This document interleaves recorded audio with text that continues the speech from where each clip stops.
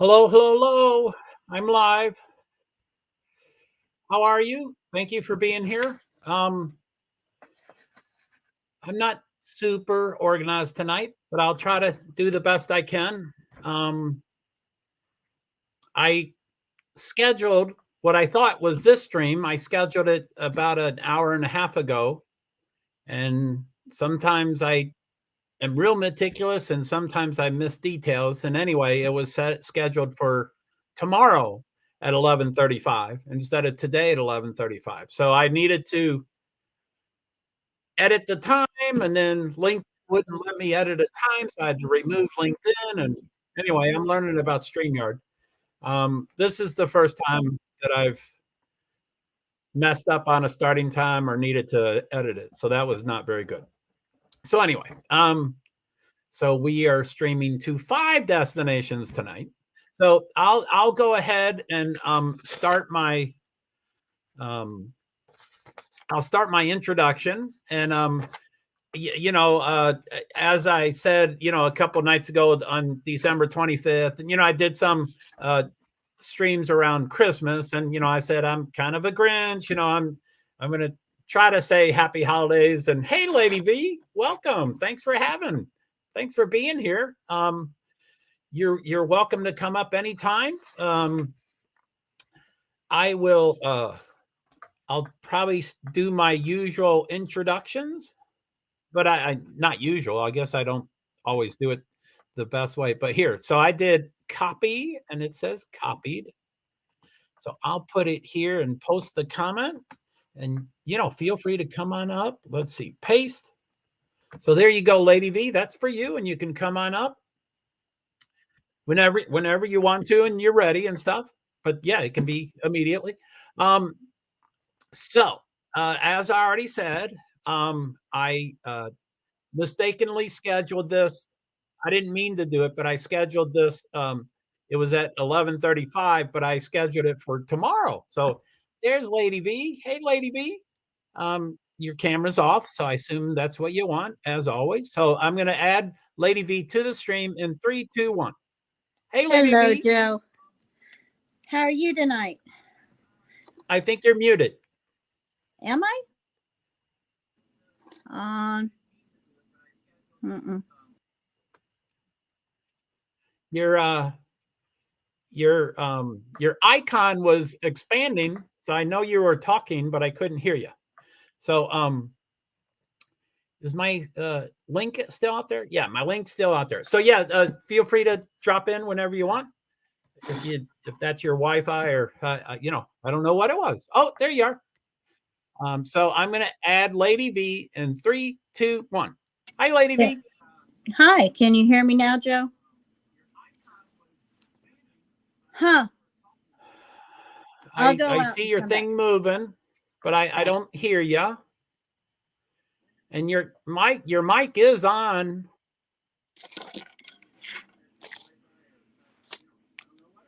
Wait. Hello? That was me. Oh, okay. Let me get off. Oh, wait. Can you hear me? That was me. Can you hear me? Oh, okay. Yes, sorry. No. Sorry.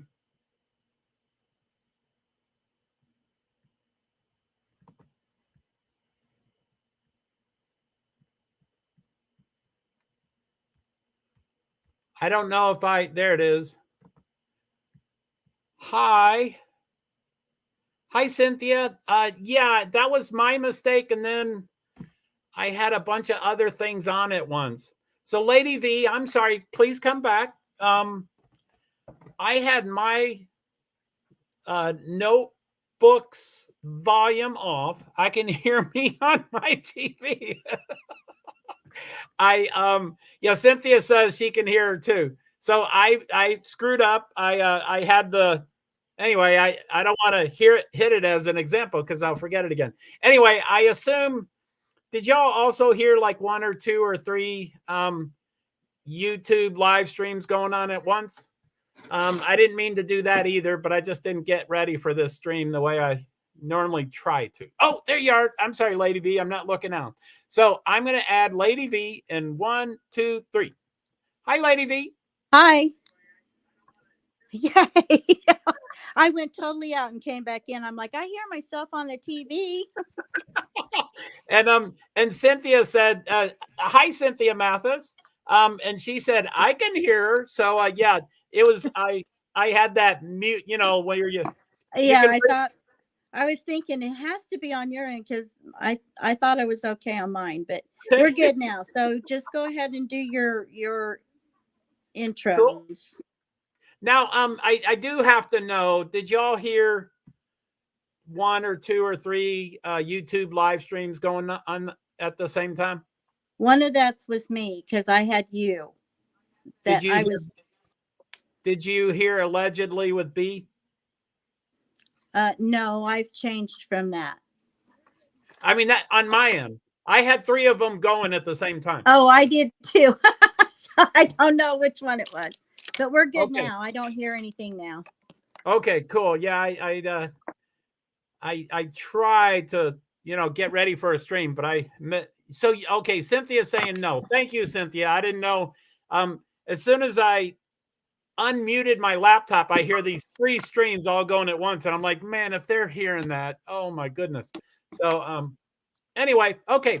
So hello everybody. Happy New Year's Eve. I don't know if you've seen my streams around Christmas, but one of the things I said is I'm kind of a Grinch. I don't usually celebrate too many holidays, and so I don't ever want to affect other people celebrating that. So anyway, I occasionally try to remember to say Happy New Year's and Happy New Year's Eve and all that stuff. So for all the people around the world, I mean, it's 16 more minutes for Eastern Standard Time in America, which is where I'm at. So, for the UK, that was 4.5 hours ago. So anyway, Happy New Year. So I usually try to do the same introduction. By the way, Cynthia, it's good to have you here. I'm not great at names. So I always usually discover that someone's like, yeah, they're here all the time, but I don't recognize your name, but that's could be my synapses. It's good to see you. Thank you for being here. Feel free to make any comment, but feel free to ask anything about Idaho 4 or is that it? Yeah, Idaho 4 or Brian Christopher Kohlberger or anything. I'm not an authority, but I've done quite a bit of research yesterday and today. And so anyway, so my introductions would be, Lady V, I'm going to the other room for a minute. I'll be right back. No problem. I'll try to, this introduction, been here before, but first time chatting. Well, welcome, Cynthia. I love chat. I love comments, but it's fine I don't usually call people lurkers. I like to say listeners. So thank you for being here as a listener in the past. And, but yeah, feel free to make all the comments you want, or, you can do what you're doing and then listen from now on, whatever you want. And that's true with all my streams. Of course, I can't, whatever. So anyway, hello, my name is Joe Hart. I'm a person with disabilities, primarily invisible disabilities. I don't often talk about my disabilities or diagnoses or what I call them. I call them quirks and idiosyncrasies. I don't usually talk about them. That's not because I'm, I keep them private.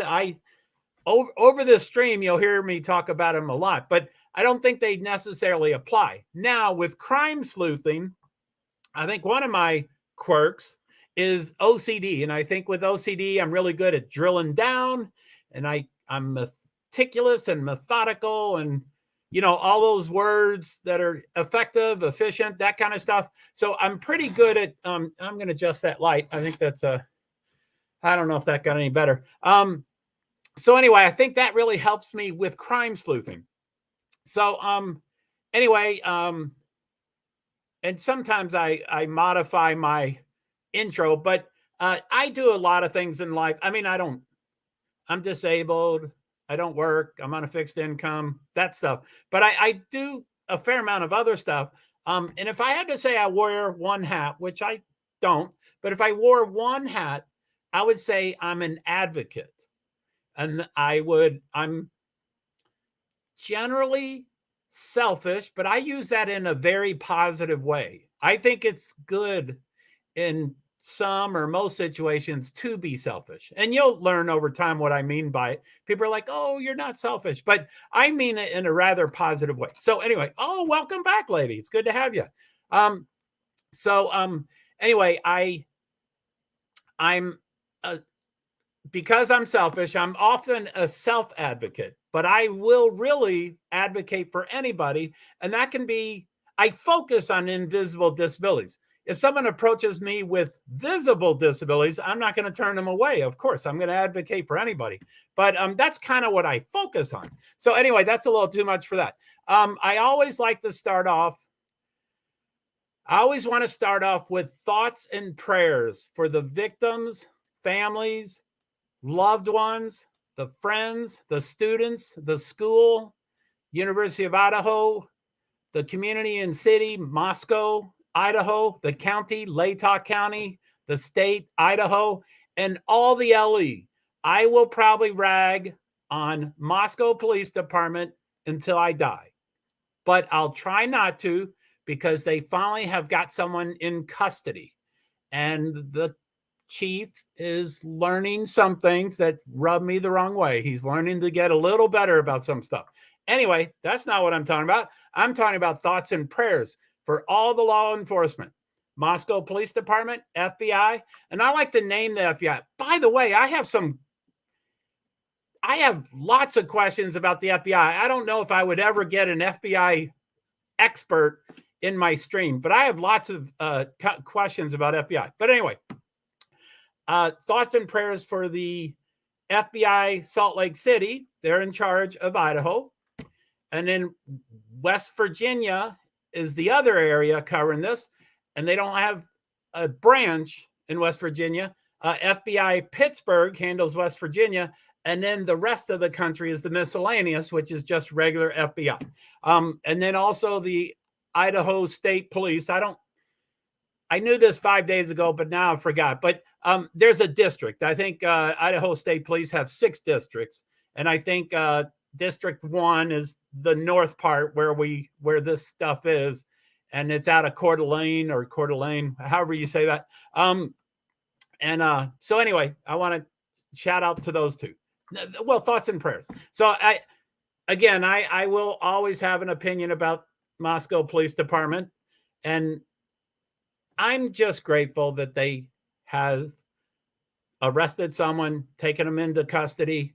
They're in Pittsburgh. They're in Pennsylvania. They're in Monroe County, in Stroudsburg, I think.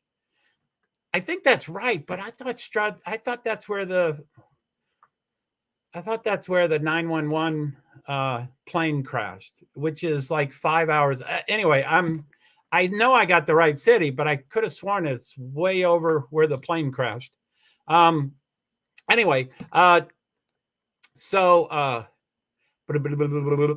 yeah, I'm just grateful. I guess I know his next court date is Tuesday the 5th.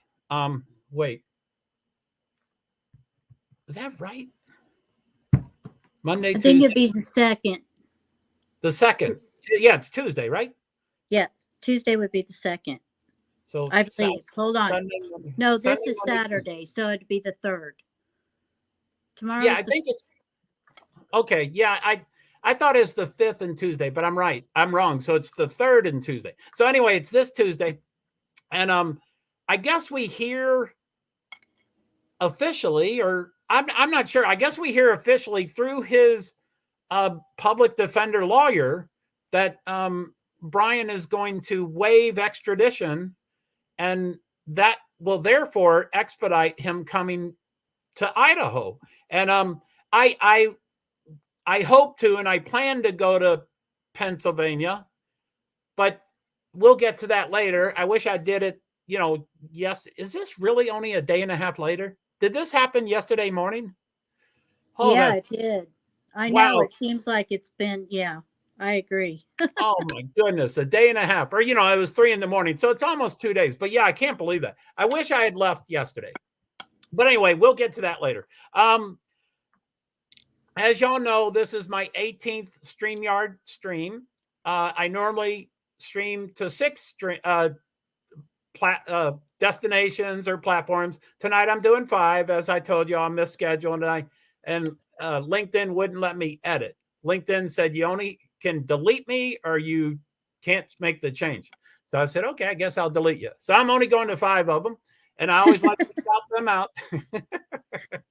But I didn't want to do that. I wanted to keep LinkedIn. So anyway, the 5 tonight is Facebook profile, which yesterday I got a ton of comments from Facebook profile, which I loved, probably more than LinkedIn, more than YouTube, which it's not a competition, folks. I just get excited about those things. So Facebook profile, Facebook page. I don't quite understand the difference, but I have both. And then YouTube, which is the foundation. That's when most people stream in StreamYard, they're usually going to one destination, and it's usually YouTube. So that's my foundation. And then Twitch, which a couple of nights ago, someone offered to help me, and I followed them, and they followed me. And then it's not like Twitter. I can't find that again. I'm like, where? Can't I just click on followers and find her? Anyway, I'll find her sometime. And then Twitter. And of course, Twitter, thank you very much for being there. I know you can't make comments. I did go to StreamYard, whenever, a week or 2 or 3 ago. And I was, who's that? Hey, Gabrielle. Just to let you know, I don't usually let people in on the panel just by popping in. So you're welcome. You can stay there, but I'm not going to invite you in. Feel free to make 5 or 20 or 40 comments, and then I can maybe get a feel for you. But yeah, I'm just a little. Oh, thank you. Wow, that was quick. They don't usually leave that quickly. Thank you.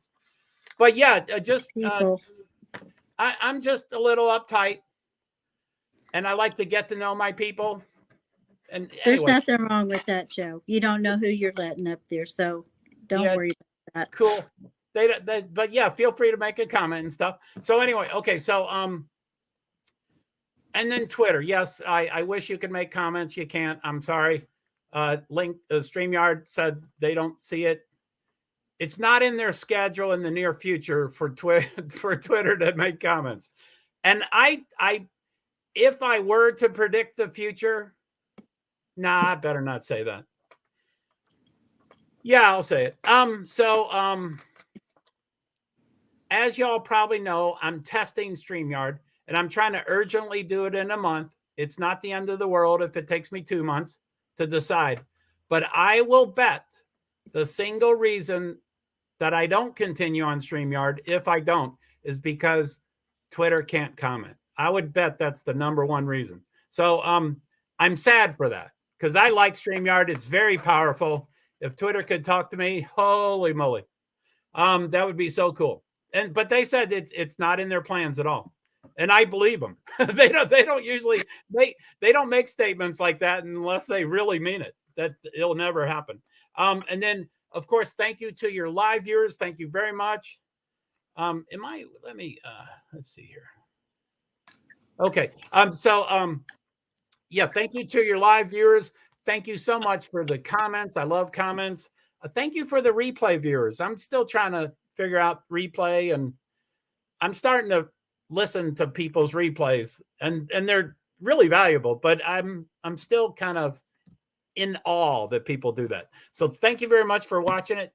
And I think that's all I have for the intro. I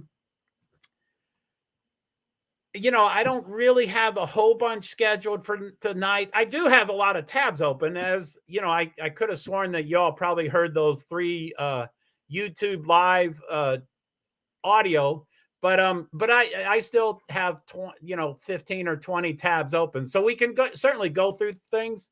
I wanted to I've been saying the last couple of weeks that I'm usually never a doer, and it takes me forever to research and print up and highlight and think about, and it takes me forever. And I'm like, no. As soon as I found out about Idaho 4, I was like, I'm going to get on StreamYard immediately. Anyway, earlier today, I was watching Mel, which I love Mel. He is such a rock star.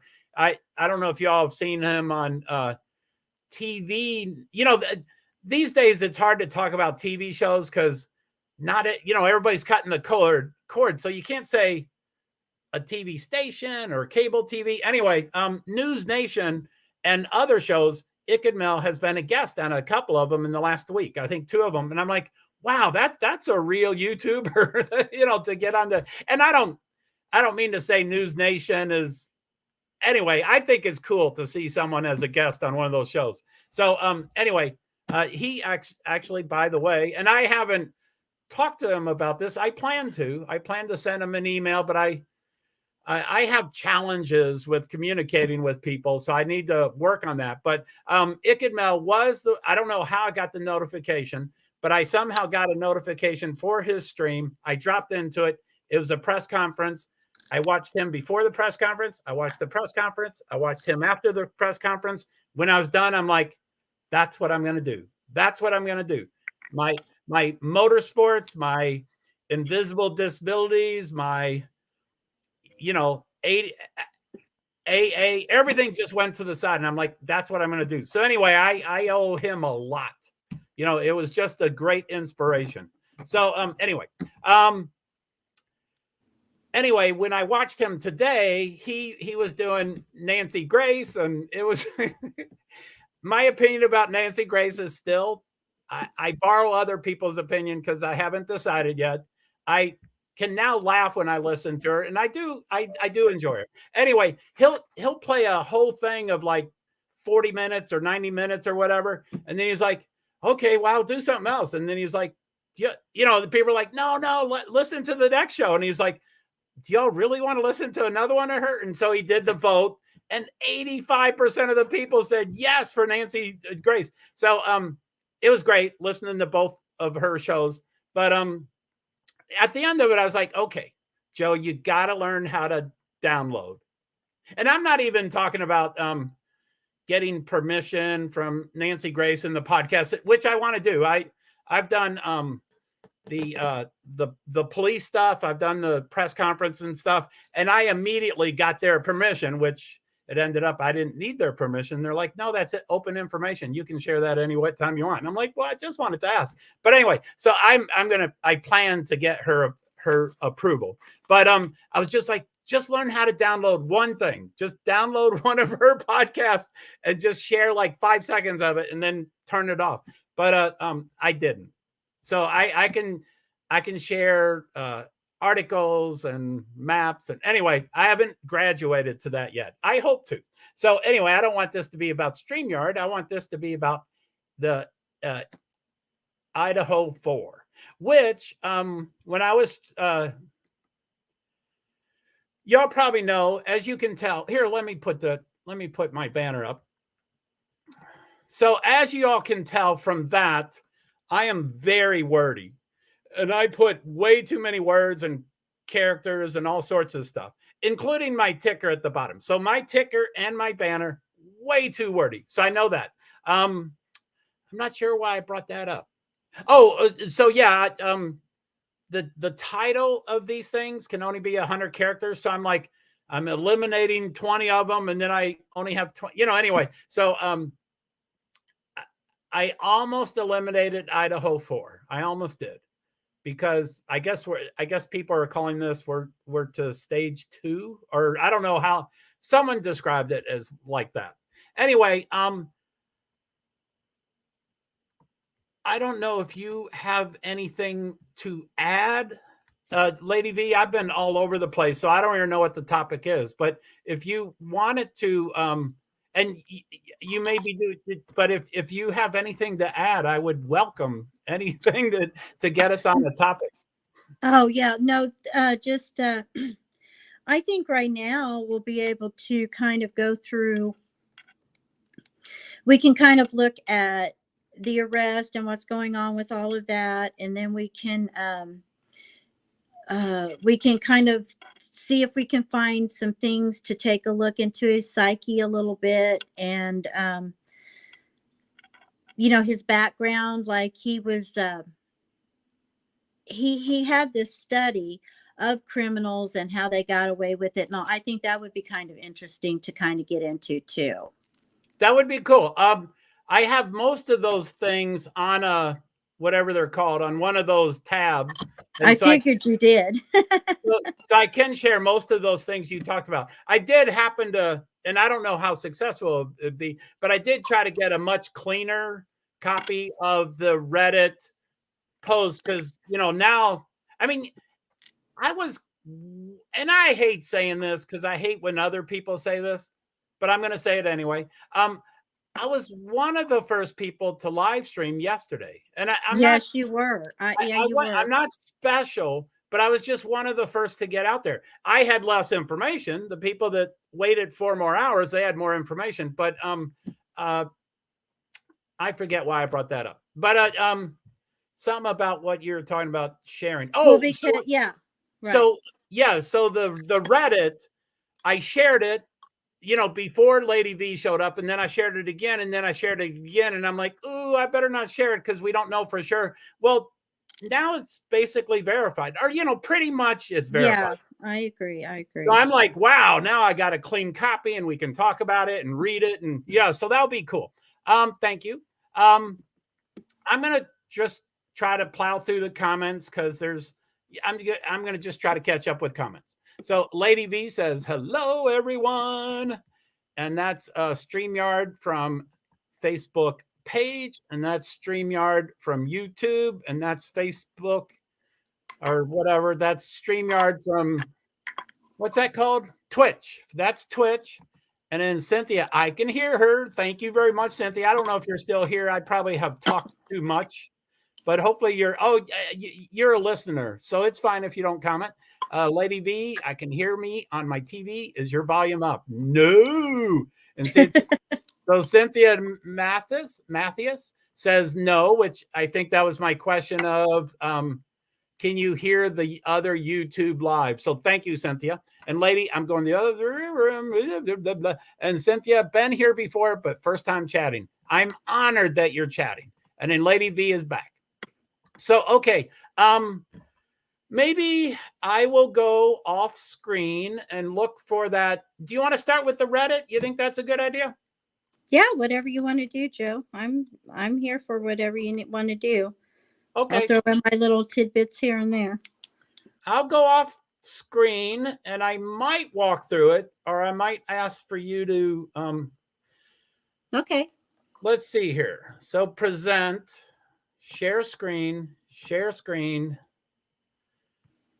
Chrome tab. And I don't see it, but I know it's here somewhere.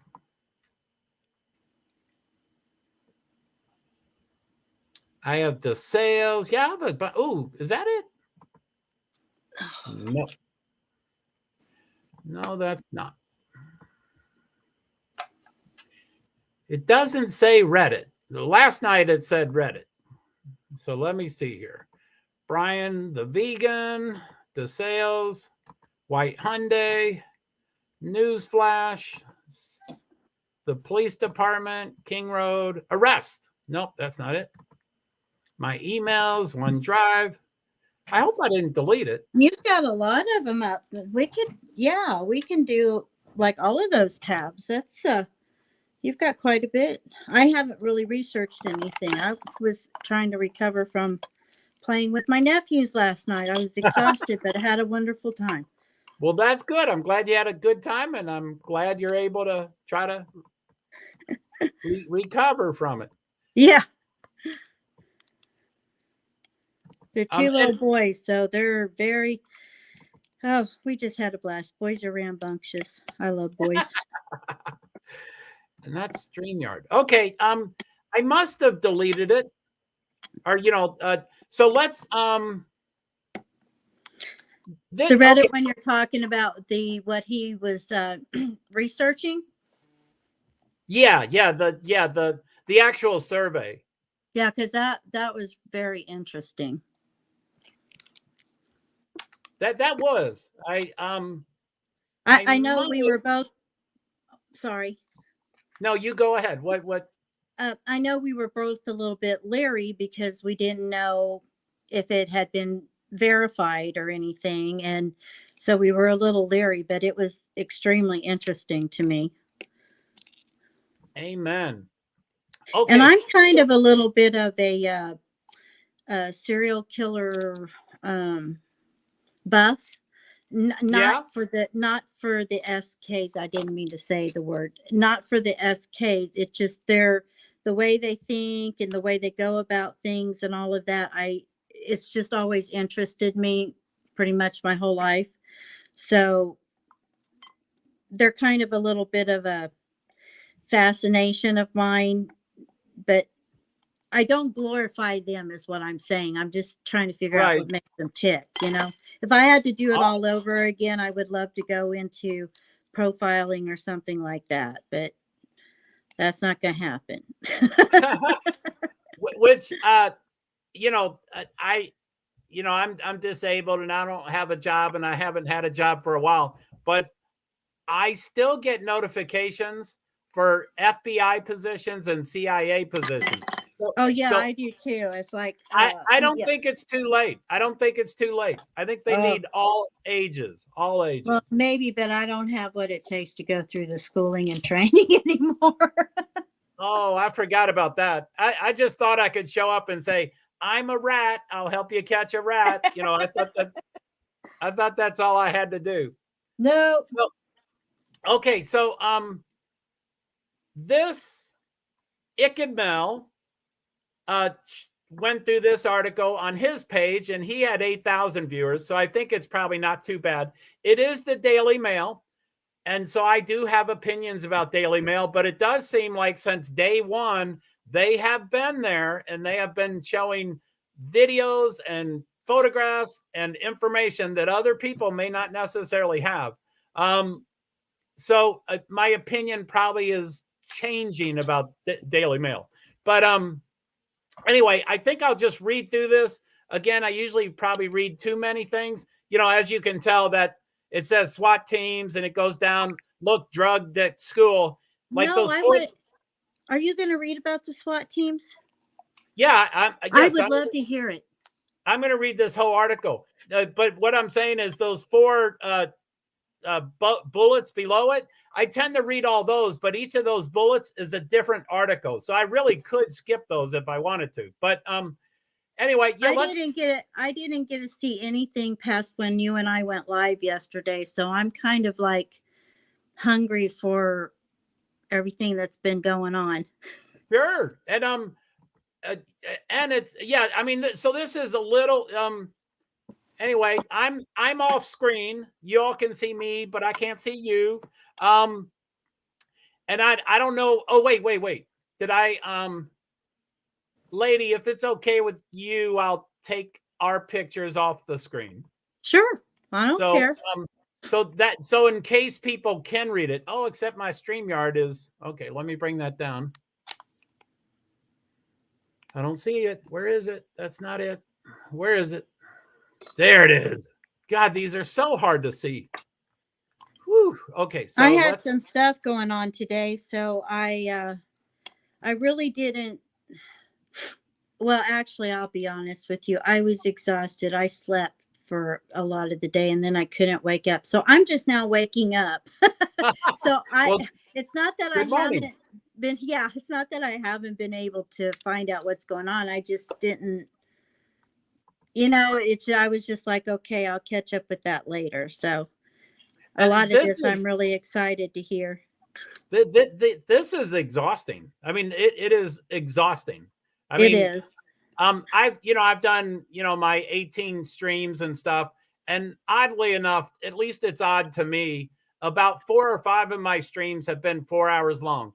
And I would say without an exception, the half an hour or hour before I do a stream, without an exception, my head is nodding off right in front of the laptop. And I mean, I'm just exhausted. And then I somehow do 4+ hours. So yeah, that's why I'm like, I can't do the FBI thing. No. Yeah, you can. They need more of us. No, you can do whatever you want. So, okay, so let's read this. I'll just keep streaming. I'll keep scrolling down. So let me get to it. Okay, I'm off.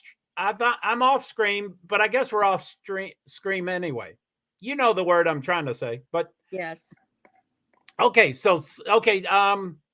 This is by Jennifer Smith, chief reporter for dailymail.com, and Andrea Cavalier for dailymail.com.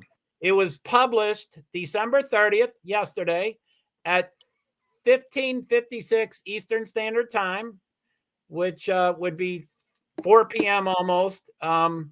So it's about a day and eight hours ago. So that's a long time.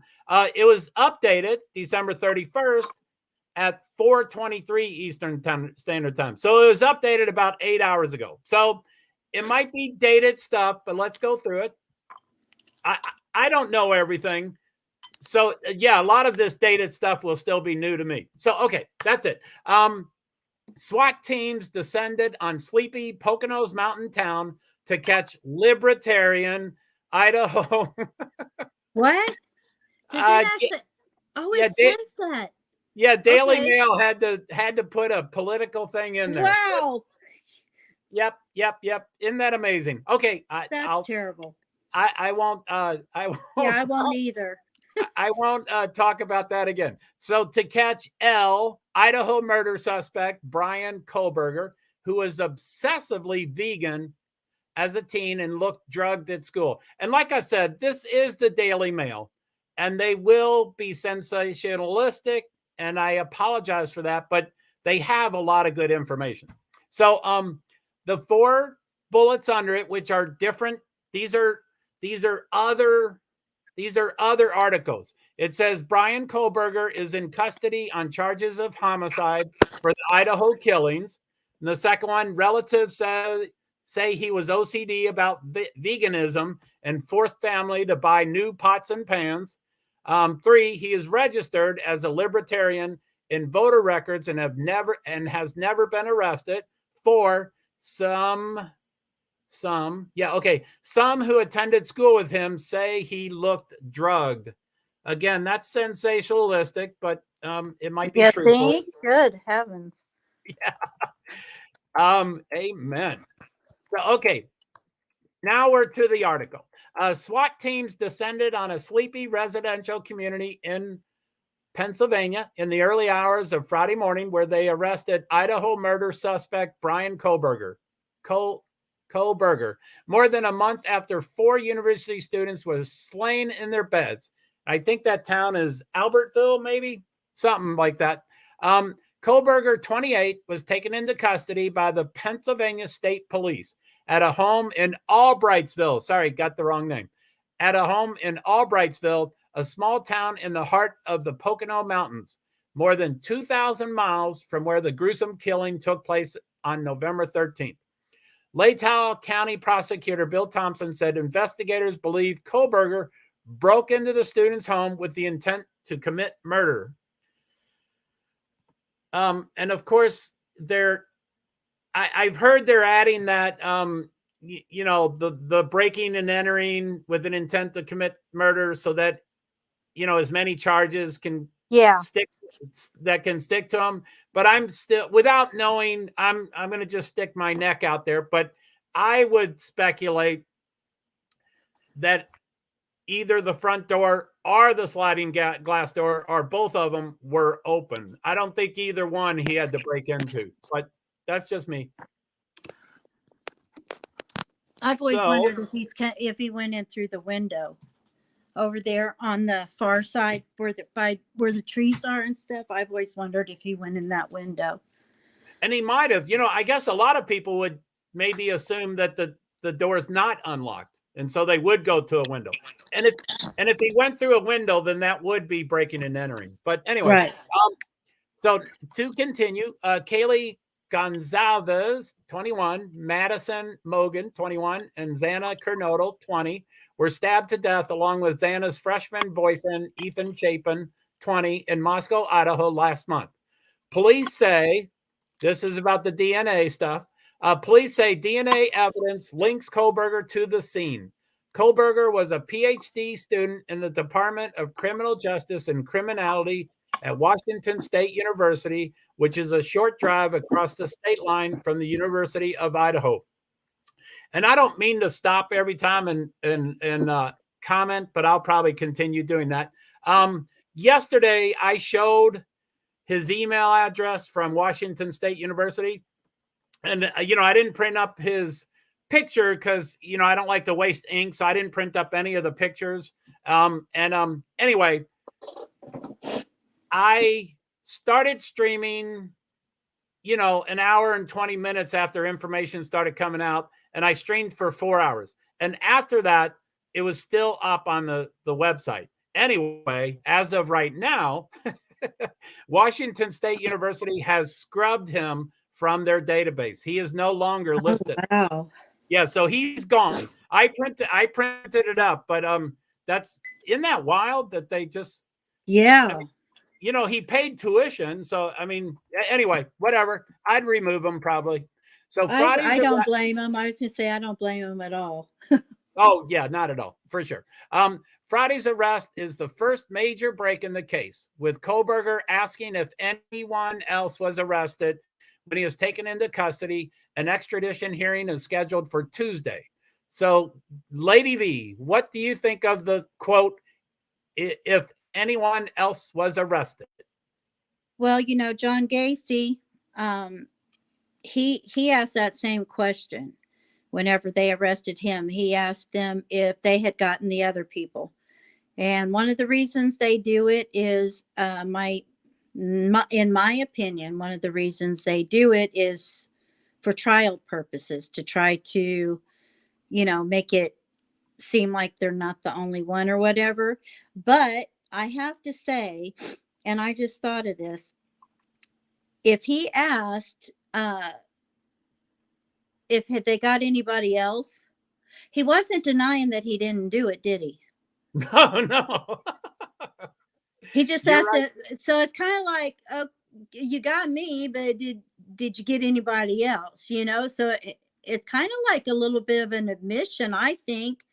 But they say they do that for trial purposes, deniability or whatever. I kind of think it sounds a little more guilty myself. I agree. And I don't know the exact phrases, but I was listening to, either Chris on Investigators or whatever his name is, or someone, that just said it could have been just a play. I think Scarlett said it first, that it's just a ploy. Yeah. So, a ton of people are like, oh, that means there's a second killer or a third killer. But anyway, I think he acted alone. He thinks he's really smart. He probably is really smart. He couldn't share the spotlight. He wants to be.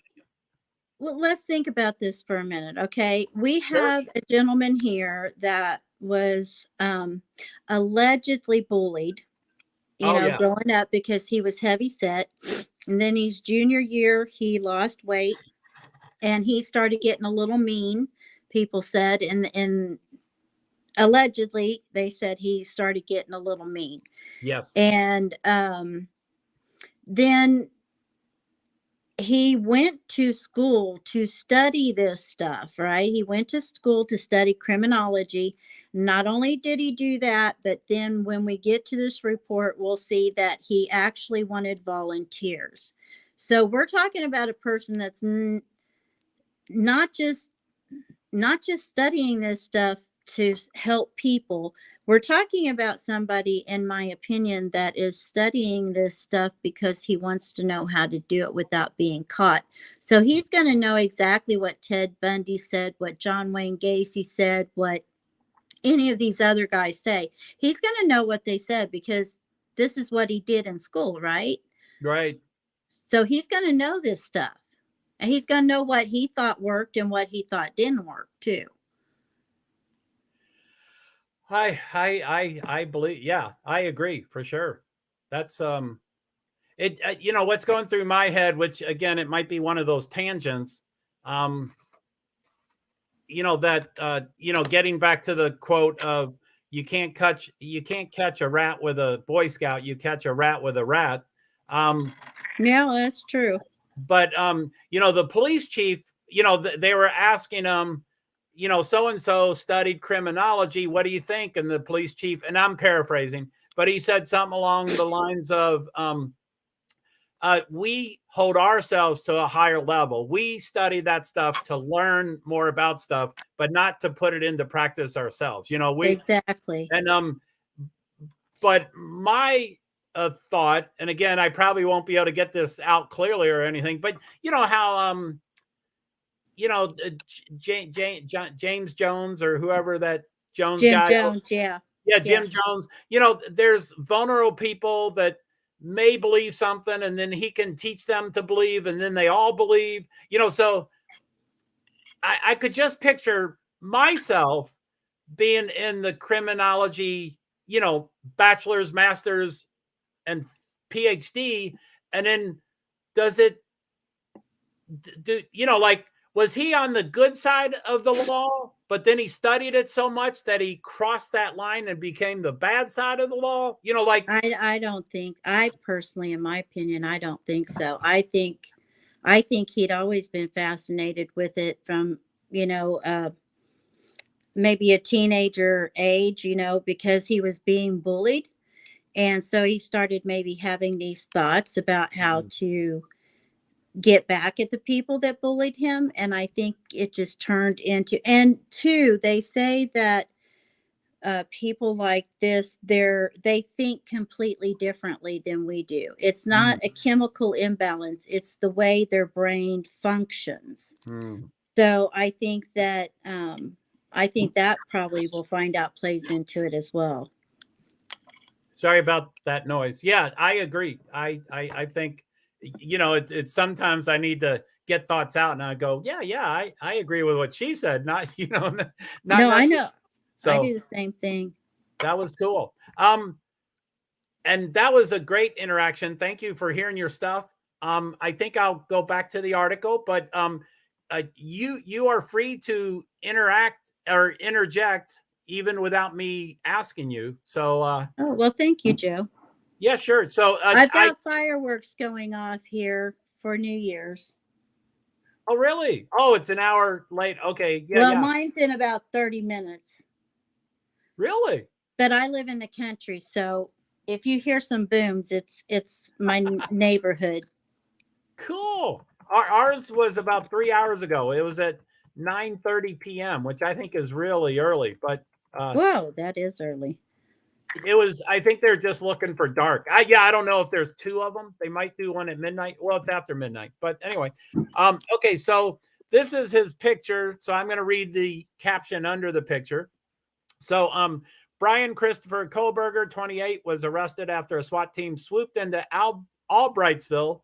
I have to say that city about 20 times for me to remember it. But Albrightsville, Albrightsville, Albrightsville, Albrightsville. I'll still forget. Pennsylvania, around 3 a.m. this morning, which is yesterday morning. It's the 30th. Oh, wow. It's 2 mornings ago. It's just after midnight for me. So it's December 30th, Friday at 3 in the morning. Local time for Pennsylvania, which is Eastern Standard Time. So local cops and the FBI took him into custody. And when they say local cops, they mean Pennsylvania State Police. They don't mean county police. They probably didn't know, so they made it vague. And I want to print up a picture of the house. I want to somehow find a picture that doesn't take too much ink. But this is the house, and it's by KYWTV. Maybe I'll jot that down. I want to find their picture. So KYWTV. Anyway. So while you're doing that, Sure. I was watching another channel. Sure. And she had John Kelly on there, and he's a criminal profiler. I saw that. And he's great. Did you see him talking about, he said that he knew that this guy was going to be watching every media outlet that he could to find out information from. And he said, I he said, I know that he's going to be watching this particular channel. And he said he'd been on there 2 or 3 times I think this week or in the last week or so. And he had mentioned that, this person came in like around 3:30 in the morning. Oh, And wow. he said that John Kelly said that he was mentioning to whomever this person may be that when they are ready to apprehend them, Right. that SWAT will probably go in about 3 o'clock or 4 o'clock in the morning. So he was giving him a heads up, right? And I Oh, my was wondering, why would you give him a heads up on that? And then he said, just a minute or so later, he said, the reason I did that was because I wanted him all worked up to where he doesn't sleep good. Basically, he doesn't sleep good or anything. So when they come to get him, right. that he's tired. Oh, Basically, I man. mean, those aren't his exact words, but that was kind of his meaning. Right. I don't want to quote him out now. So, but I thought that was kind of cool. I'm trying to think who. Oh, okay. That's Grizzly, right? Yeah. Yes, I love Grizzly, and I was he's late to amazing. her show. I think I finally saw an entire session of hers like a week or two ago, and I was late to her show. I wish I found her the first day. Oh, she's incredible. She really is. She And is. I pretty much would trust just about anything she would come out with. And if she finds out she's wrong, she will admit it as quickly as possible. So I really have a high respect for her. I do too. She's really cool, and yeah, she's great. I love her accent, and I love how she everything. I love how she handles trolls, and I mean she's just so Yes. smooth when she does everything all at once. Yeah, she calls it snarky. I mean, plus she calls herself snarky, like That's what her. I mean. She said, I'm going to get snarky. Yeah, yeah. But yeah, I hope to get in touch with her too and ask her help or ideas or stuff. I mean, I love her stuff. So Oh, cool. yeah. So maybe we'll get back to this. The picture of the house. I don't know if y'all can see it, but I always have a big issue when people talk about, oh, they're so wealthy, they can get a lawyer. We don't know people's financial status, but supposedly it's a gated community, it's fairly well off, et cetera, et cetera. Now, what I have heard, and I think I think it'll be down in this article here, but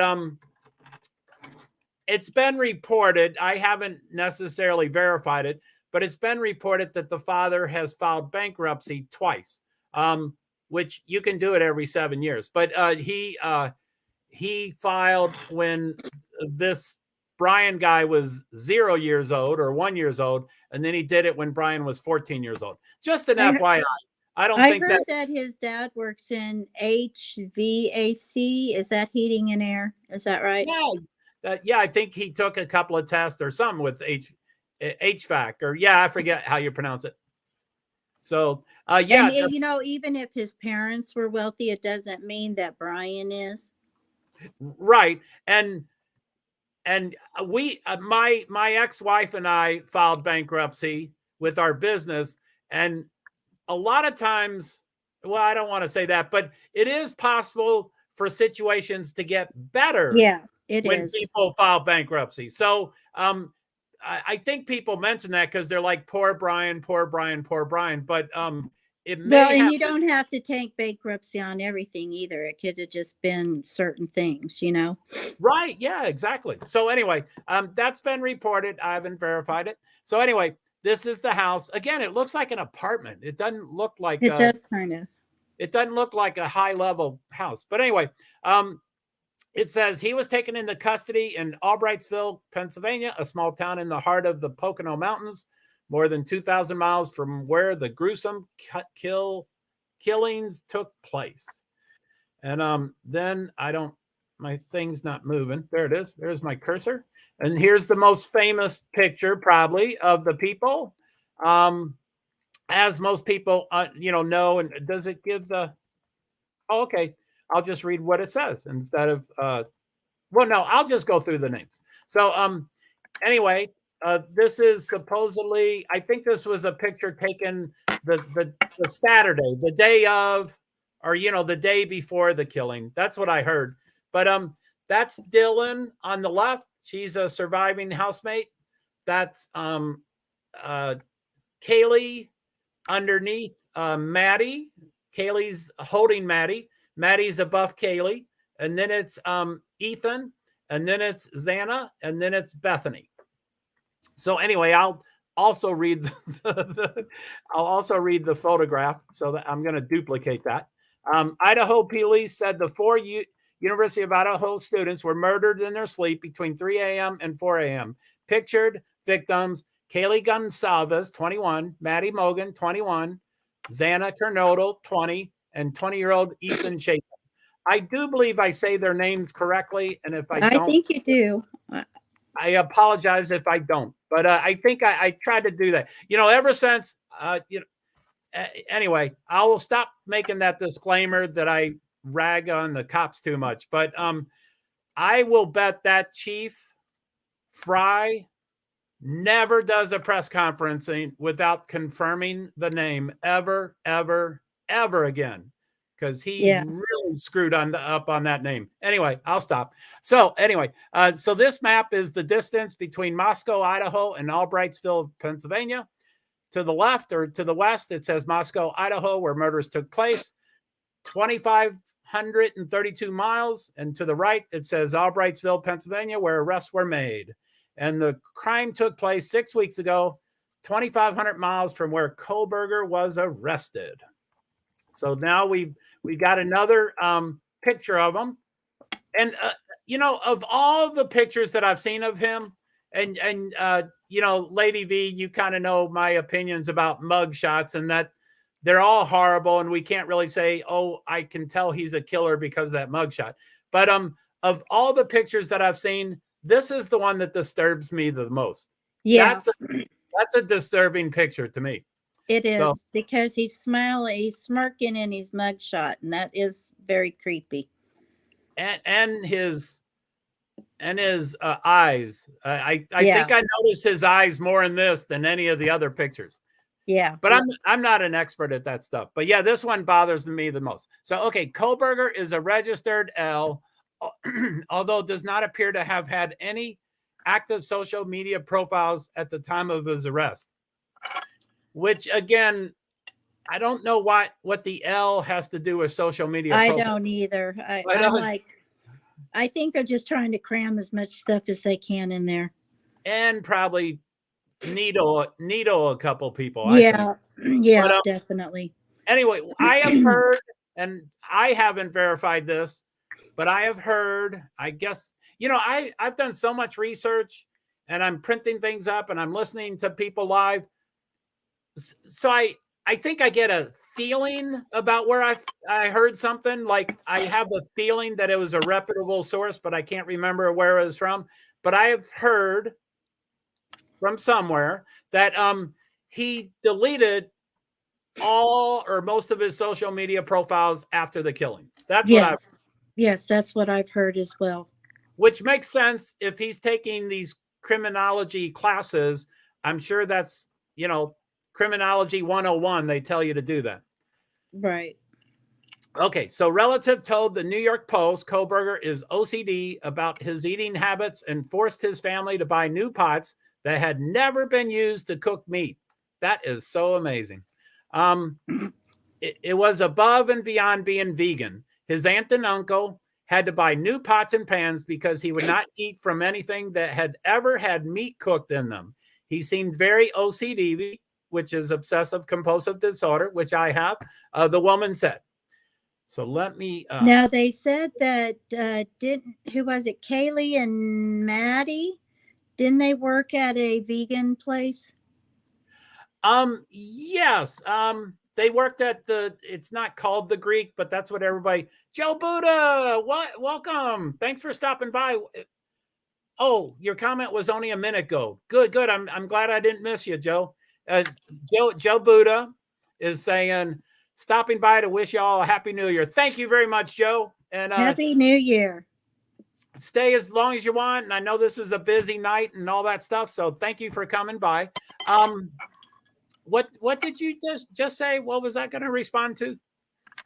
The fact that they worked at that restaurant. Okay. Yes. I don't know the specific name of the restaurant. I did know it 7 weeks ago, and I printed up their menu and all that stuff. But Greek is in the name, and people call it Greek. But what I heard yesterday, or I guess it was today, someone in Mel's stream through a comment said, "Hey, I just Googled vegan in Moscow, and the only thing that came up was the Greek restaurant." Wow. So that's kind of wonder if that's where they ran into him. That it's entirely possible. And of course, he can't demand a restaurant to use pots and pans that have never touched meat, but he can certainly find an option on the menu that he'll eat for sure. Right. So yeah, that's kind of weird, isn't it? Yeah, I thought so too. I'm like, they are clean, right? Oh, yeah. I mean, you want to know my first thought, Joe? What's your first thought? I can be a little snarky too. So my first thought is I wondered how long he brushed his teeth and washed his mouth out with soap when he decided he needed brand new pans that never had meat touched it before. I was like, yeah, like gargling with chlorine or something.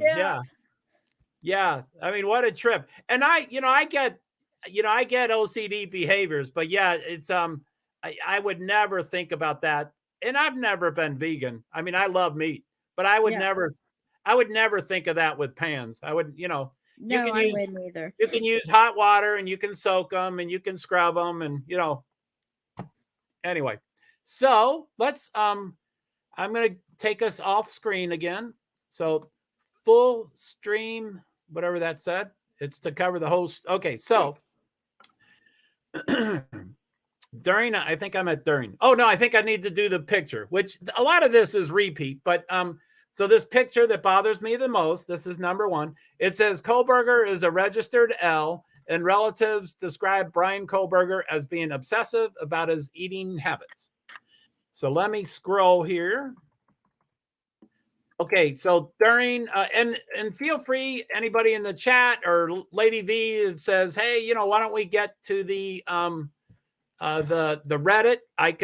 I'll probably need a couple of extra minutes to find the Reddit, but then we can for sure share it. So yeah, whenever we want to get it. Oh well, actually, I think we're at the end there. I think down at the bottom there. So during a press conference on Friday, authorities confirmed that a white Hyundai Elantra was discovered in the search, with sources saying it was towed from outside Kohlberger's home. Yeehaw! Very good. Now, one thing I heard, Lady V, I don't know if you've heard this, and I don't. Anyway, you know me. I want to rag on the cops, but I heard the car was 2015. Did you hear that?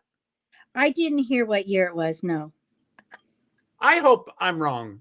But, I mean, they only had like a quick view of it as it went by that gas station, from my understanding. So it's kind of a little bit, I kind of understand if they didn't know the exact year because of that. It wouldn't have made a lick of difference to me anyway, because I wouldn't have known what it was anyway. Yeah, I would have. But, if they said they had 20,000 from 2011 to 2013, if they did 2014 and 2015, that's another 20,000 cars, so that's, oh yeah, that would be atrocious if they had to look for 40,000 cars. Oh yeah. So anyway, that's I'll try to keep it to once every 15 minutes of talking. I'm talking bad mouthing. I'm talking badly about Chief Fry. Fry. I'll balance you out because I'm kind of the opposite. So we'll work together well. It don't bother me. Of them doing a good job and stuff? Well, I'm just being a little more. Well, I've had some people in law enforcement, so I kind of am a little bit more have a leeway, and my background is different than yours. So, Yeah. Full disclosure, as I usually tell people, you know, uh, full disclosure, people probably know I'm an alcoholic and an addict and I'm in recovery and stuff. But I've had lots of experiences with cops and they weren't all good. So I will put that as a full disclosure. So and that's full disclosure, I've never been on that end of it, so I don't know how that is. no, I wish I was not tainted. I wish I wasn't. When my ex-wife, but at the time we met in one part of the country and then we moved to another part of the country and then we decided to start a family and there was a very small town in a very small county, puny, and Uh-oh. we started going to a church just cuz we had a child, so we wanted to not be too far from a church, so anyway. Right. So immediately, like within a month, we were best of friends with the city police chief and the county sheriff. And I'm like, this is not cool. If only they knew who I was, but we were great friends. It was the weirdest thing. So Well, being who we are doesn't mean that we can't be somebody different in the days to come either. right, We don't have to let that stuff define us. I can grow. But anyway, it was kind of funny that anyway. Okay. It is kind of funny. I do have to say that it's kind of we were good friends. They wanted to, celebrate with my daughter or my child. And, they wanted to, it was just like, wow, okay. I guess I could be a good person. And they're really good people. So, yeah, it was weird. So, anyway, law enforcement, did I already do that? Saying it was told for, yeah, okay. So, law enforcement sources told CNA that his DNA was discovered at the scene of the crime, with officers managing to track down who owned the car seen in the area of the slayings. That is so cool. However, Koberger has no prior arrest, according to public records, so it is unclear how officials got a hold of his DNA. Now, we could speculate. We could speculate. Let me go back to that. I already forgot my first comment. Let's see here. The 4 days and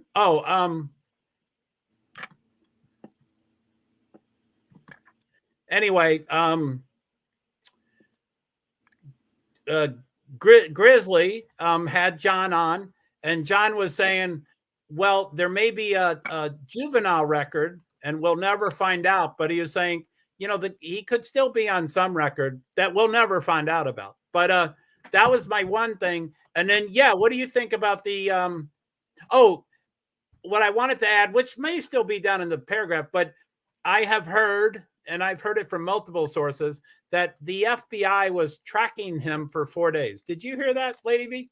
Yes, I heard that they were tracking him for the last 4 days, but I've also heard that they were watching him for the last couple weeks or so.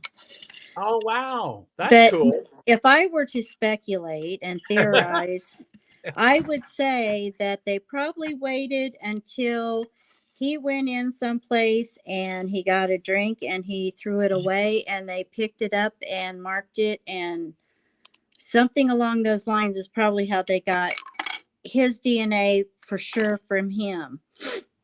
Now, how they knew it was his DNA, that is a little bit different, but I think I heard that I think it might have had something to do with this ancestry stuff. Oh, yeah. I haven't verified that, but I've heard that a couple of times. Yeah, I'd heard that too. Now, certainly these TV shows, and I used to say that in another stream that I would co-host a lot. And they loved real TV shows. So I was like, No, I'm talking about the fake ones. I'm talking about Law and Order and Homicide and all that. And they're like, Right. they were talking about the cop show. Like I can't think of them, like Crime Sleuthers. Anyway, there's real cop shows, and I was talking about fake cop shows. But so we see that they offer the guy a glass of water, and then when they leave, they pick up the glass and put it with a napkin, and they put it in a bag, and so I see that they do that now, and I firmly believe that's probably what they did, as we speculate. But I would also think he's probably OCD-ish, and he's probably pretty hyper aware. A little paranoid, yeah. So I don't see how they could follow him across country for 4 days and then walk into McDonald's with him, which it's not, they serve hamburger, but whatever.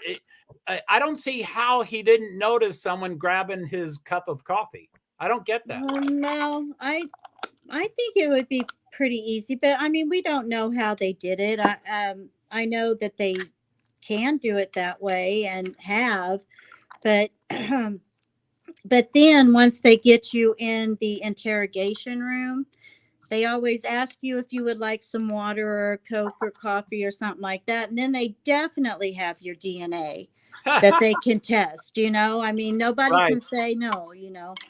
So that's true. That's a good point. They definitely have their sneaky ways, because they definitely have their sneaky ways. I bet. Now, okay, cool. Thank you. I'm going to go back to to this article. I think we're toward the end of it, and then then I'll probably look for that Reddit thing. So okay, sounds good. So authorities then discovered that he had left the area and traveled to Pennsylvania, where an FBI surveillance team had been tracking the 6-foot-tall man. He was kept under surveillance with the FBI watching him for 4 days, while investigators from Moscow police and Idaho State Police worked to get an arrest warrant. And I think those bullets are the end of. Oh, no. I guess this does keep going. But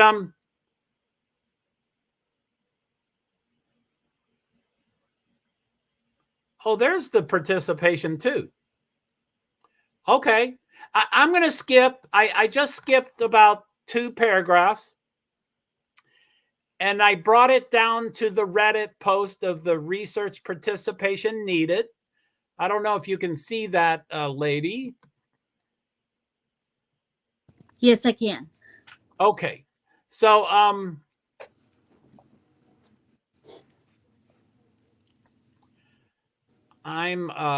let's see here. I think I need to take a break. Did you want to start reading that first paragraph, or did you want to talk a little bit just to the room, or would it be okay? I can do whatever you want me to do, Joe. I mean, if you feel comfortable reading it, I can wait. I just need to take a break. So okay. I'll be back as quick as I can. It won't be super quick, maybe 10 minutes. And so you can talk and read and talk, and just, it's your room. You can do whatever you want. Uh-oh. Okay. Are you sure you trust me? I completely trust you. Yes, I'll be back. Okay. Cynthia, are you still here? I usually have the chat to go by, but so I think I'll kind of start reading this. It says, okay, this is talking about he needed to research for what he was studying. So he needed some participation in that. And so it says, hello, my name is Brian, and I am inviting you to participate in a research project that seeks to understand how emotions and psychological traits influence decision making when committing a crime. And notice they're talking about when committing a crime. He wanted people on here. My understanding is that he wanted people that had committed crimes whether they got away with it or whether they didn't get away with it and they, had to serve a little time or whatever. He was interested in how they did their crimes. And in particular, it says, this study seeks to understand the story behind your most recent criminal offense, with an emphasis on your thoughts and feelings throughout your experience. So he wanted to know what they were thinking and what their reasons behind doing what they did were. He wanted some really good insights on all of this. And in the event that your most recent offense was not the one that led to a conviction, you may still participate. Additional surveys are included after the open-ended section as to best understand your unique traits. The study should take about 15-20 minutes to fully complete.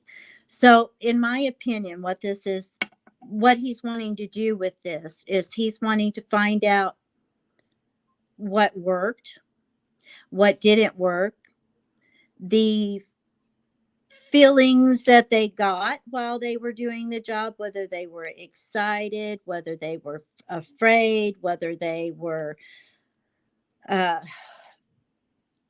emotionally, how they were doing, how they were handling it throughout their experience of that crime. And so he was delving pretty deeply into the minds and the thoughts of people that had committed criminal offenses, whether they had been caught or not. And I think my opinion is that the reason he was doing that is because he wanted to know what worked and what didn't work with them. And he wanted, that way he would say, it's just like him saying, did you catch the other guys? Or did you catch anybody else? John Wayne Gacy did that when he was arrested as a ploy to make it look like he wasn't the only one that committed these crimes. And he has studied these people, in my understanding, quite thoroughly. And he just wanted to update this into more recent convictions, whether it was murdering people or breaking and entering. I don't know exactly what he was researching, but I would bet you anything it was more violent crimes that he was probably interested in. So I think he was just looking for a little bit of edge, like in this case, maybe how do I go in and not leave DNA every place? Now, we know it's almost impossible not to leave DNA because we shed skin cells, we shed hair. If we open our mouth, we can even leave air molecules, have little bitty, they're wet and they have our DNA in them. So if you sneezed or coughed or even just opened your mouth, you could potentially, if it was close enough to something, you could potentially leave your DNA there. So he's probably looking at different ways to help him commit this without being caught. I don't think that, I don't know whether he's done crimes before this or not. That's going to be interesting to find out, whether he did anything with animals or whether he had any break-ins or whether he had any voyeurism. We used to call that peeping Tom, nowadays you can do that digitally, where there are so many cameras and so many things that you can access, like the Twitch video at the grub truck. I had said in the beginning of this, when we found that out, that if I were a person like that, I wouldn't want to put my face in view. I could just sit in my car and watch them through the live feed of the Twitch at the grub truck. So I think he was looking for things like that to kind of make it easier for him not to get caught. And I'm turning it back over to the man. Gladly. Thank you so much. I really appreciated that. Thank you. I needed a break. Thank you. My pleasure. I assume you probably read the first paragraph. I did. Okay, so let me go to that. I'll go to that page and then I'll whoa, that's not good. That's not what I wanted. So let me, okay, there it is. So I'll start there, even if you got those first couple of words. But your identity and all answers provided are completely confidential. And the link to the survey is also an anonymous link. This research has been approved by the DeSales University IRB. Participants must be 18 years of age and older. If you opt to participate, you may terminate participation at any time and for any reason. If you have any questions about this research, you may contact the research team of one person. No, it doesn't say that. You may contact the research team via email, student investigator Brian Kohlberger at. So it still cuts it off. But anyway, that's the majority of it. I think it just has, I don't know how to get this. Anyway, I'll get back out of that. So let's go here. So anyway, that's that's pretty wild. What do you think about that, Lady V? And I know you already talked about that, so you don't have to, you can repeat stuff or you don't have to repeat stuff. Well, I think I pretty much said everything I was going to say. What do you think about it?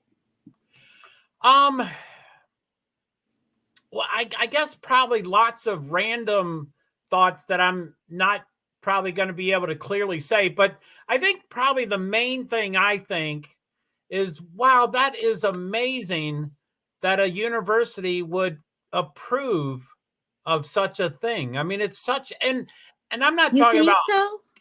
well, I'm not talking about hindsight. I mean, I know hindsight, everybody, speculates that this guy's a killer, but I think it's still, like, especially the one line of, and I'm paraphrasing, but the line that says, even if it hasn't been a conviction, you can still do this, which he's saying, if you haven't been caught, you can still be involved in this thing. And I'm like, that should be, Well, but that's who he wanted to speak to, as those that got away with it.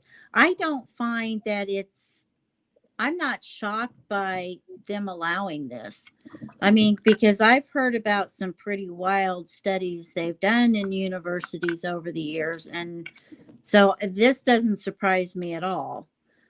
Some of those things that I heard are validated and did actually happen that were way worse than this. But if I would have been the person that had approved this, I would have, and they may have asked him, well, why do you want the people that haven't gotten caught? And his answer probably would have been, well, if we're going to be working in the criminal field, then we want to know what they did, so we can maybe look at that the next time that something happens. We can put that in our little notebook to check too.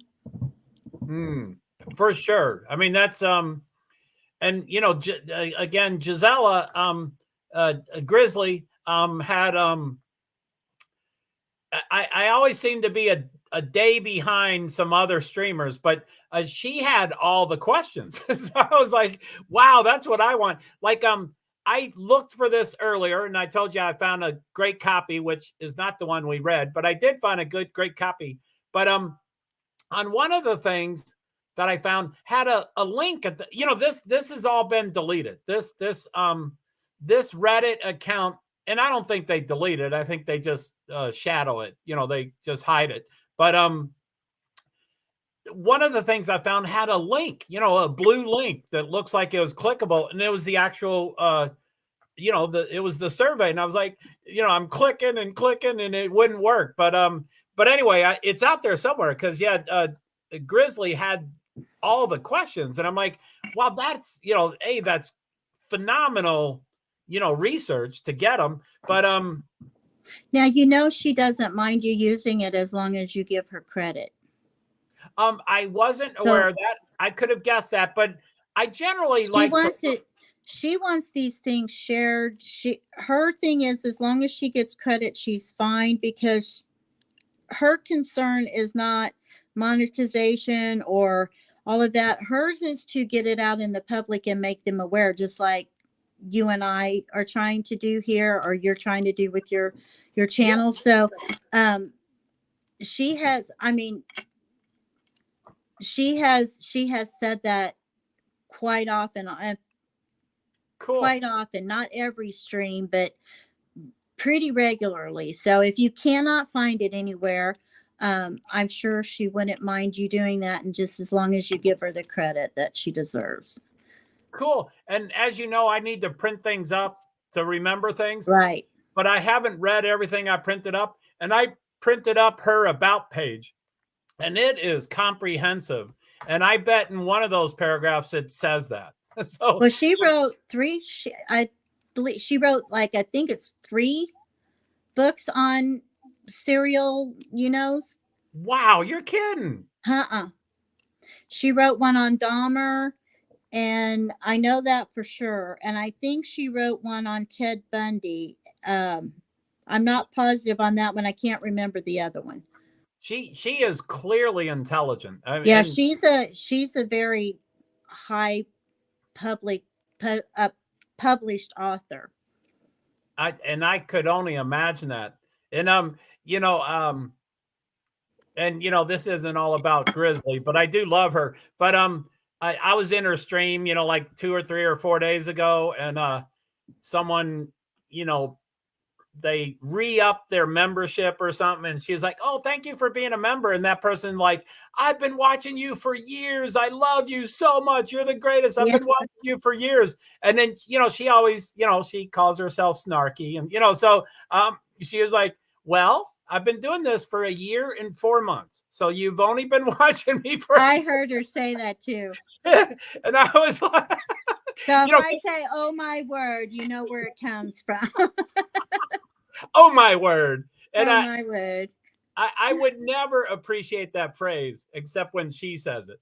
Yes, I totally understand that. And so, anyway, yeah, I was just going to say, if you can't find it anywhere, I think, if you shot her an email, if you were going to put it on later and you shot her an email, I don't think she'd mind at all if you needed to do that to feel comfortable. But cool. I think you'd be fine even if you didn't, as long as you gave her as long as we put the link down in the chat and gave her credit, I think she would be absolutely fine with it. Cool. Okay. Well, yeah, I'm and like I said, I might be, and time is relative. I think I'm a day behind Ickadmel and Grizzly, but in the big picture, there's still 200 streamers that are behind me. It's just right. It's all just relative. So it is. I'm like, I want to be the first, not the first, but I just want to be. Well, you were pretty quick. I want to be current. That's what I want to be, is current. So, anyway, what else was I going to say about her? Anyway, she is great. I don't believe I have any mods right now, but me. Can you drop a link? Yeah, I can go get her link and drop it. Yeah. I would love to. I'd love to drop everybody's, but yeah, that would be great to. Give me a second and I'll get it taken care of for you. Okay, thank you very much. So let me see here. So let me. I'm going to put this full screen again. And then I'm going to just go up and down here because that's probably the most, but okay, never mind. I was going to go look for the Reddit, but we just read the Reddit. So, okay, this is, I printed this up, the Court of Common Pleas of Monroe County, the miscellaneous docket. And I was hoping that would show the 4. I haven't read this perfectly yet, but I scanned it pretty well. And I thought it would have the 4 counts of first-degree murder, and the breaking and entering thing, but I think I'm wrong. I think that will only be in Idaho. I think this is only about the extradition. So I did print it up, but so anyway, I think that's what that says there. It has that 1, 2, 3 at the bottom, and the second one says order granting extradition. So I guess that's the filing. That's anyway, I ought to read this more carefully before I talk about it, but I think that's just the filing. They're not saying that it's perfect yet. So let me go back up to where we were, and maybe I'll just keep reading this, and then we can go from there. See, wow, that's a lot of stuff I passed over. Okay, so yeah, we got to here. So I'll read those bullets again. Oh, so lady, I think you're back. I see Grizzly's link there. So anybody and everybody, please click on Grizzly and subscribe to her if you want. She's great. She's knowledgeable. She's everything about her is fantastic. But you can decide for yourself. But yeah, please click on it, and she's a rock star. So thank you, Lady V. My pleasure. So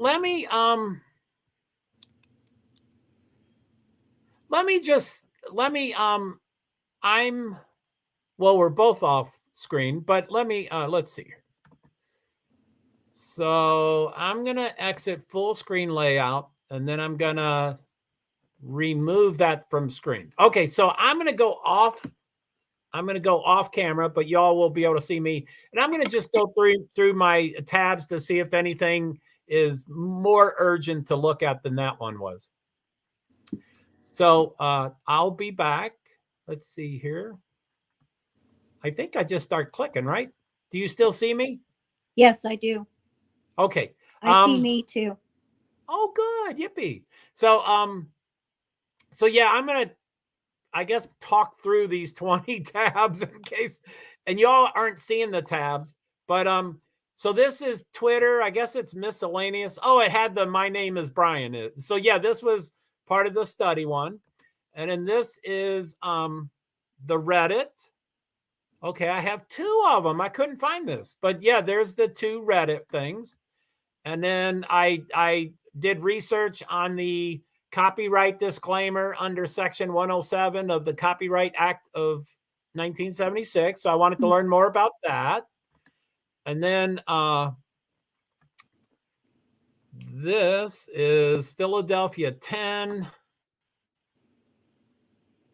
Kind of like a summary, I think. Let's see what the title is. The title is What We Know About Brian Kohberger, Suspect in Idaho. And that was NBC 10 staff and the AP.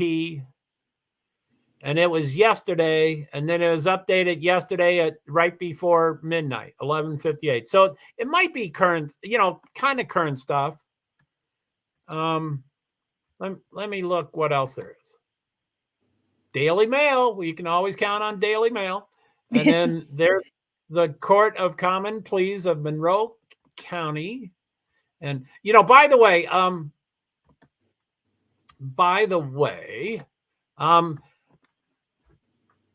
don't have an opinion myself about the Daily Mail. I'm really involved in motorsports, and I'm especially involved in Formula One and Formula E. And most of those teams are based out of the UK, mostly London. So my opinion about Daily Mail is only from those guys. So I don't mean to. Anyway, it's local to them, so they know more about the newspaper than I do. But anyway, as far as this case goes, again, Daily Mail was one of the first people there. I forget the story now. It was Joe V. It was a tan hat guy at the grub truck. Yeah, Daily they've been Mail, pretty up on this one. They do what? I said they've been pretty up to date on this one. And they have exclusive information. A lot of Yeah. times they have something that someone. But anyway, they were trying to find a tan hat guy, and it ended up they found one of his friends and knocked on the person's door. This is per Joe. They knocked on the friend's door to ask for Joe, and ultimately they found Joe, and Joe was like, I just had to get out there and say, just bug me, don't bug my friends. So anyway, it ended up being an okay interview, but anyway, that's my story. Okay, I'll get back to my other stuff. So that's DeSales University issues statement on murder. Maybe we'll read that. That might be kind of interesting. So let's see here. Okay, so I'm back on screen, and I'm going to stop screen. I don't know what I'm stopping. I don't get that. When somehow I have to stop screen, but it doesn't do anything. So I'm present, share screen, Chrome tab, and DeSales. So let me see what y'all see on screen. Okay, so I'm going to probably walk through this. I've read it, but I kind of forget. I think it's a couple of pictures with, descriptions underneath. And then I think it's one or two paragraphs. It's a pretty quick statement, but it's my understanding DeSales University is where the BT, I don't know what to call them, where BCK, where Brian did that survey, was through DeSales University. And it's my understanding, I'm learning from Nancy Grace and Ickadmel, and so I think I'm pretty accurate, but I guess he got it art, an associate degree at a community college. Then I think he went to DeSales University, and I think he got a bachelor's, and then I think he stayed at DeSales University and did a master's, and the master's ended in May or April or something like that. And then he started Washington State University in June for a PhD. So I think that's his history. So I was a little confused how those two schools, but anyway, I wouldn't say came first and all of that. Right. And we didn't have that information really to us yesterday. Yeah, so I guess I wouldn't say I have verified that, but I forget what two people. It has been verified though. Yeah. Okay, so yeah, the May-June thing, that's pretty wild. That he said, he's in Pennsylvania in May, and then he's, in June he's starting a PhD program. A lot of people go to Europe for 3 months, but he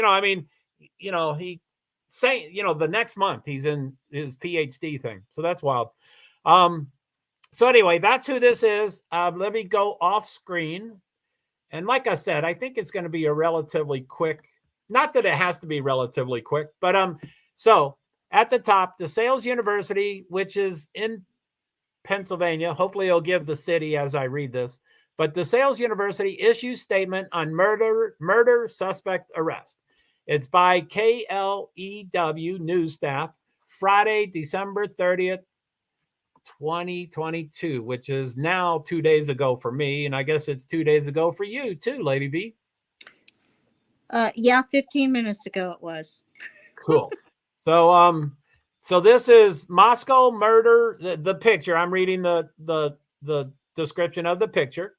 And it says, Moscow murder suspect Brian C. Kohlberger attended DeSales University in Pennsylvania. And that's a DeSales University photo. It looks mighty beautiful. That's the Pocono Mountains, I think. I'll have to get the city. Oh, there it is. Nope, that's where he was arrested. So let me go down here. So, that went too far. Let me bring it back. Okay, so Moscow murder suspect Brian Kohlberger was arrested Friday, December 30th, 2022 in Chestnut Hill Town, Pennsylvania. Now that's a new city. I haven't heard that, but I think there's villages and towns and cities, so it could have different names, but that's a new one to me. He attended DeSales University in Pennsylvania before moving to Pullman, Washington to attend Washington State University. They haven't mentioned the city yet, but hopefully they will. So that's Brian Kohlberger, JPG, and that's a car. And here is the statement issued by DeSales University.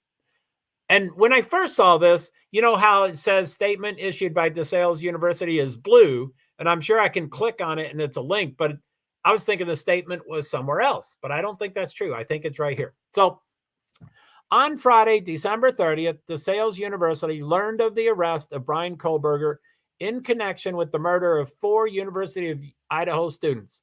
Kohlberger received a bachelor's degree in 2020 and completed his graduate studies, which is a master's, not PhD, and completed his graduate studies in June 2022. So it's the same month.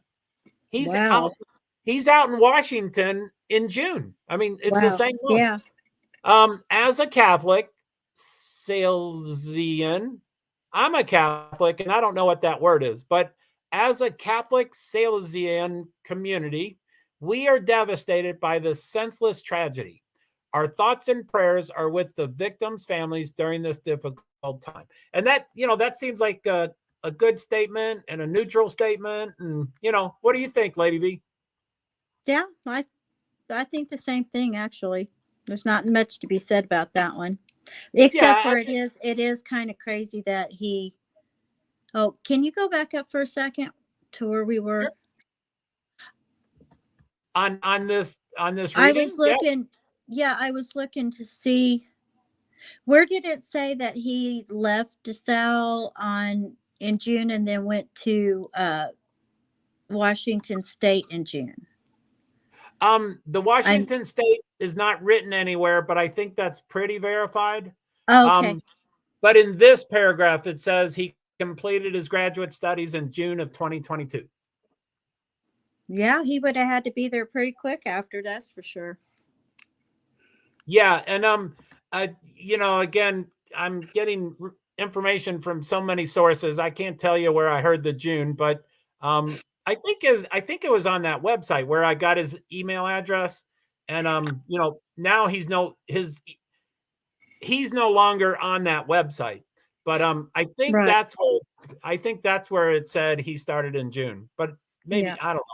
I would have wanted to do it that way if I would have been him, because you're kind of in the swing of things already. You haven't taken a break, so you're still kind of in the swing of it. But I could also understand somebody needing a break as well. And he seems to be rather intelligent. So, the masters could have been, well, I guess by that it looks like, there's 2-year difference. So the master could have been a year or 2 years or 3 years. And same thing with the PhD. I think you can accelerate them or not accelerate them. So, if it was you want my true opinion? Yeah, sure. My true opinion would be that he was more interested in starting his study than going away to Europe or anything and having a break. Absolutely. Going to Europe has not, except unless he wanted to find someone over there to kill. But right. No, let's be glad he didn't.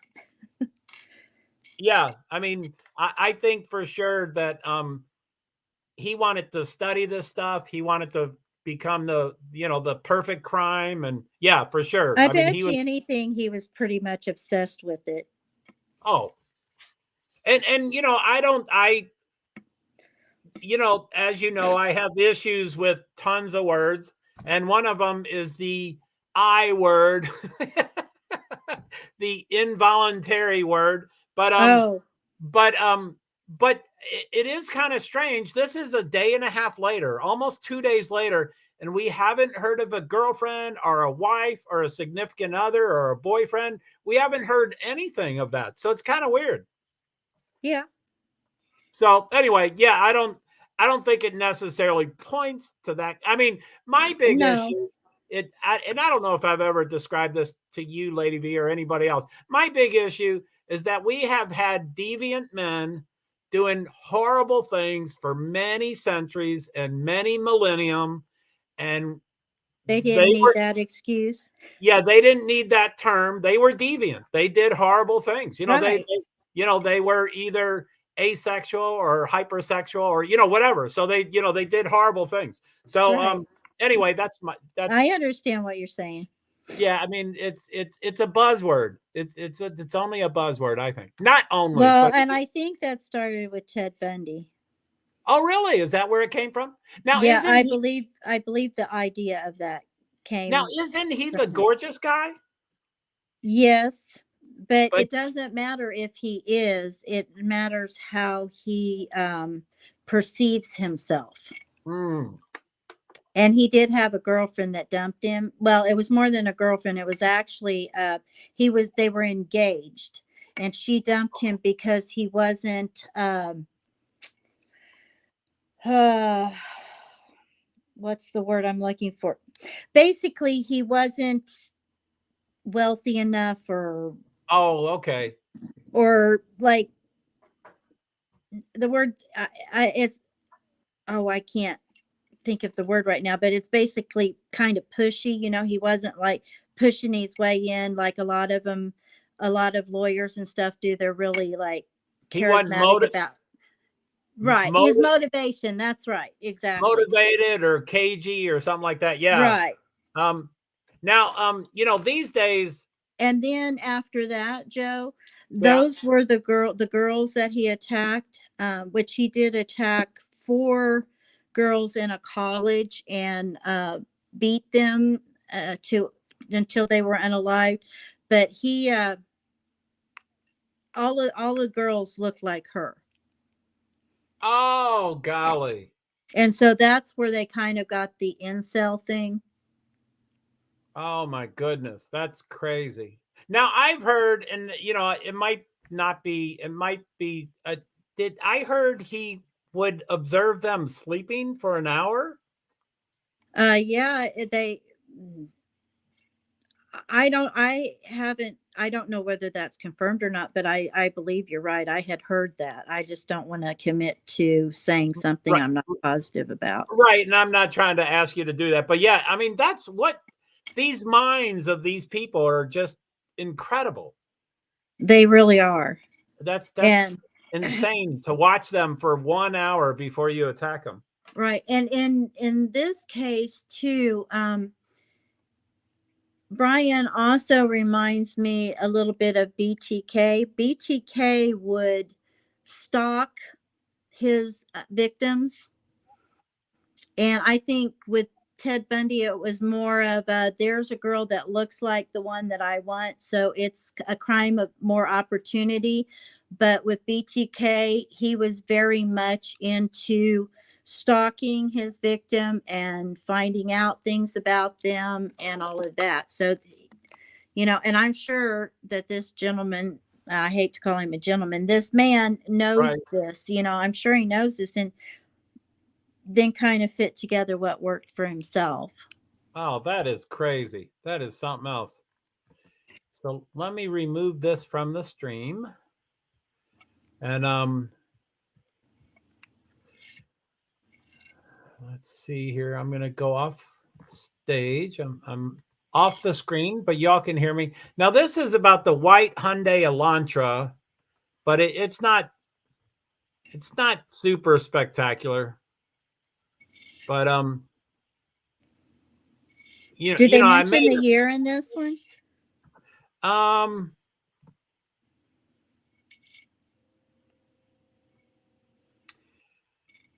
I'm trying to scan it slowly enough that I can see, and I do not believe there's a year in it.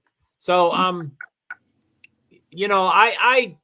tab that. I mean, I don't, I know some people put their laptop in sleep mode, and I don't do that. I turn it down. I turn it off every day and read. So anyway, I had it tabbed yesterday, and then I had it tabbed today. But just because the white, you know, you know, a lot of people thought the white Hyundai was a red herring, and I'm like, it's not a red herring. So that's one of the reasons I still think it's important, even though now it's old news. You know, they obtained the car. They, I think, have already brought it back to Idaho, or it's probably close to Idaho by now. And you know, there's probably going to be, speculatively, there's probably going to be a lot of proof, you know, evidence in that car. Yeah, I would think so. I mean, you would think if he got in it after the unalivings that there would be, you know, blood in there. And clothes, you know, he might not have been perfect with his clothes, even though he's OCD, but I could imagine getting rid of your, you know, your gloves and shirt and socks, but you forget your pants. And so you just throw it off to the side. And yeah, any thing could be in that car. Well, Now, yeah, and boy, I mean, if you think about if he took those clothes with him, changed out those clothes and took them with him, I mean, they could be in anywhere between here and Pennsylvania, there in Pennsylvania. so I I have bet you, though, that they were following closely enough that he dumped something out of there. They probably would have had a car behind them stop and pick it up. now I'm assuming, I mean, I think they said a team of FBI, but I'm assuming they had multiple cars so that Oh, yeah. one car could stop and the other ones keep tracking. Right. Yeah. Because, I mean, if you just had one car, yeah, no, that wouldn't work at all. Okay, good, good. So I had a comment and a question, but I've already forgotten the question. But anyway, I'll probably think of it. But one thing I've heard, and I don't think, well, no, I think I did print it up. I think it was CNN, but I don't, without looking at it, I don't want to say it's been verified, but it certainly has been reported. So lady, I want to know if you have heard this and what you think about it. But it has been reported that Brian's father went to Idaho and drove with Back Brian. with him. Yeah, and they got back on the 17th, which is four and a half days after the killing. Yeah, I heard that as well. And they're like a lot of this stuff. I mean, I can write it down and all that, but then it just gets all mushed together because you're trying to either print things or write things or remember things. And there's just so many sources that it's coming from. But I do believe that it was a credible source anyway. And I think so, but I mean, you know, let's assume, and you know what I said last night, in that, you know, I could almost hold the parents responsible for some stuff, but let's just assume he's completely innocent.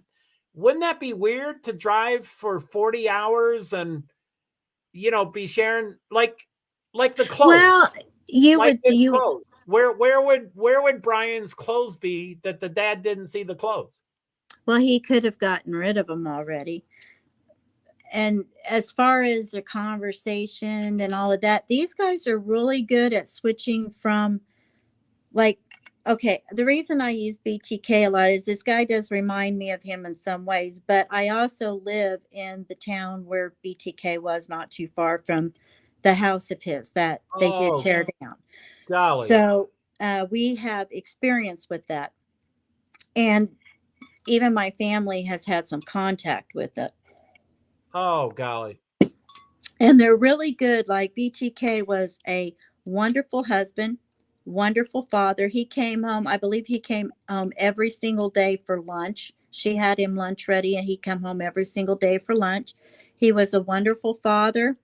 Oh, Nobody would have ever suspected a thing. So they're really good at just shutting down one and going straight to the other um, side of their brain and just go on like nothing happened.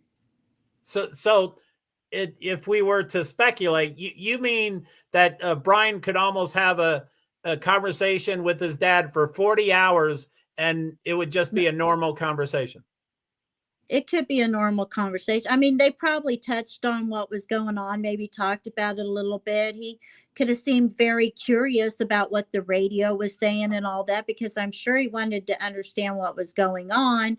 But at the same time, he was probably pretty good.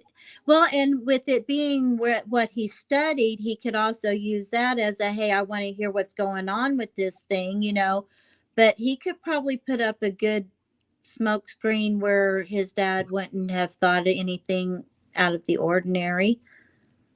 Which is it's an extreme idea to think about your son for. So even if he saw 1 or 2 or 3 red flags, he'd be like, there's no way my son wouldn't do that, Right, exactly. I mean, and it's always the ones that, they're like, oh my gosh, I saw him every day. He was my guy at the checkout counter, and he was so sweet, and I would have never thought anything of it. Or it was like, oh my gosh, he used to help me take out my trash every week. He was so sweet. It's always kind of like the last person they would have thought. Well, there's a reason why, is because they're putting on a mask for you to see one thing so you don't see the other. That is crazy. That is intense. So I think I did just remember my question, and I think it's multi-leveled. So, Lordy. Yeah. Well, it mostly revolves around the weapon. So the primary first question is, do you think now he's in jail and they have searched all 3 of his residences, but his parents' home, his apartment in Pullman, and his office in Pullman. So those 3 Right. have already been searched. They've already removed things. But before he was arrested, do you think he kept the knife? I think, first off, that it probably, allegedly, speculatively, I think that it's probably a knife that he had been practicing with for his fantasy. And I think that I think he probably took it with him. I think he kept it. I think it's a trophy, and he never got rid of it. Yeah, Now, I do too. I also think he took some stuff from the house, or from the personal things of the girls themselves. which is it is kind of weird that they now have added that 5th charge of breaking and entering with intent to murder. But I think part of that charge says something about some version of the word stealing, something. So you're, and I think he was asked at one of the press conferences, does that mean he took something from the house? And I think, I think the chief was very vague and said, it's a charge and it's part of the case, so we can't address that. Right. I think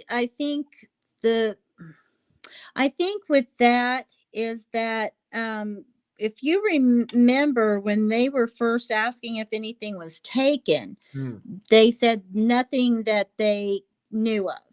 That And they're now aware they of, yeah. don't really want to answer. And I'm thinking it probably wasn't anything that a normal burglar would have taken. I think it probably would have been something extremely personal, if not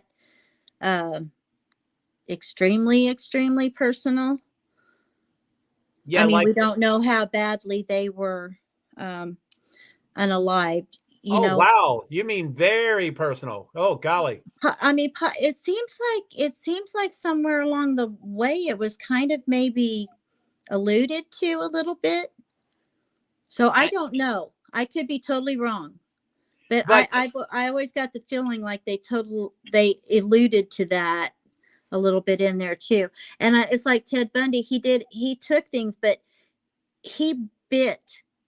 He told the people that are the law enforcement that he left his signature, but they were too dumb to find it. And it was his teeth marks. He bit them.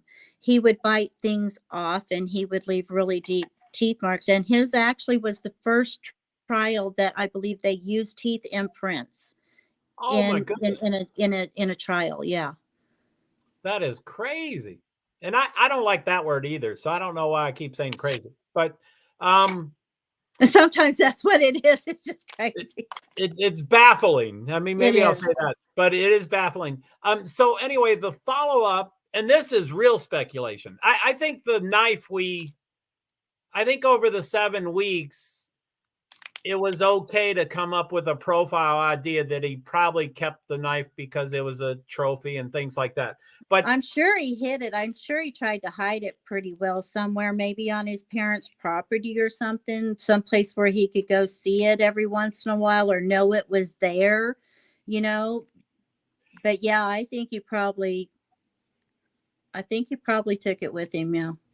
so that's my follow-up question, and it's even more speculative than the first one was. Do you think between the parents' home? Oh wait, have they searched the parents' home? Maybe they haven't searched the parents' home. If they haven't, I'm sure they're going to be doing that pretty quickly. I'm sure, but with his apartment in Pullman and his office in Pullman, and let's just say the parents' house, if and when they get to it, do you think they have, or do you think they will find the knife? Uh, I think that he will probably end up telling them where it is. Probably to get death off the table and just have life. Oh, who knows? I hope not, but I'm just thinking that they'll probably get it out of him one way or the other. If That they didn't already, I mean, we have to remember too, these guys had him under surveillance. So who's to say they didn't sit there and watch him take it to a little hole by the tree, or, an oak tree that had a little hole in it or something, and stash it there. So they very well may know where it was.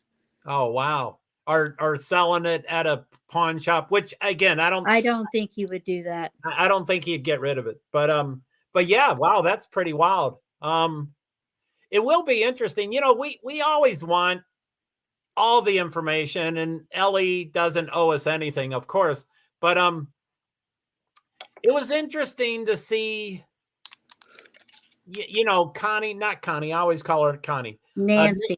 Nancy Lou was outside of the apartment for over 12 hours, from 7 something in the morning to 7 something at night, and then like immediately they filled up the truck. So I mean, she got there, but her camera was like 3 feet away, and they, I mean, there were bags and stuff, so we don't know what was in the bag, but you could certainly count how many trips they made, how many Right. bags they had, how many computers they had.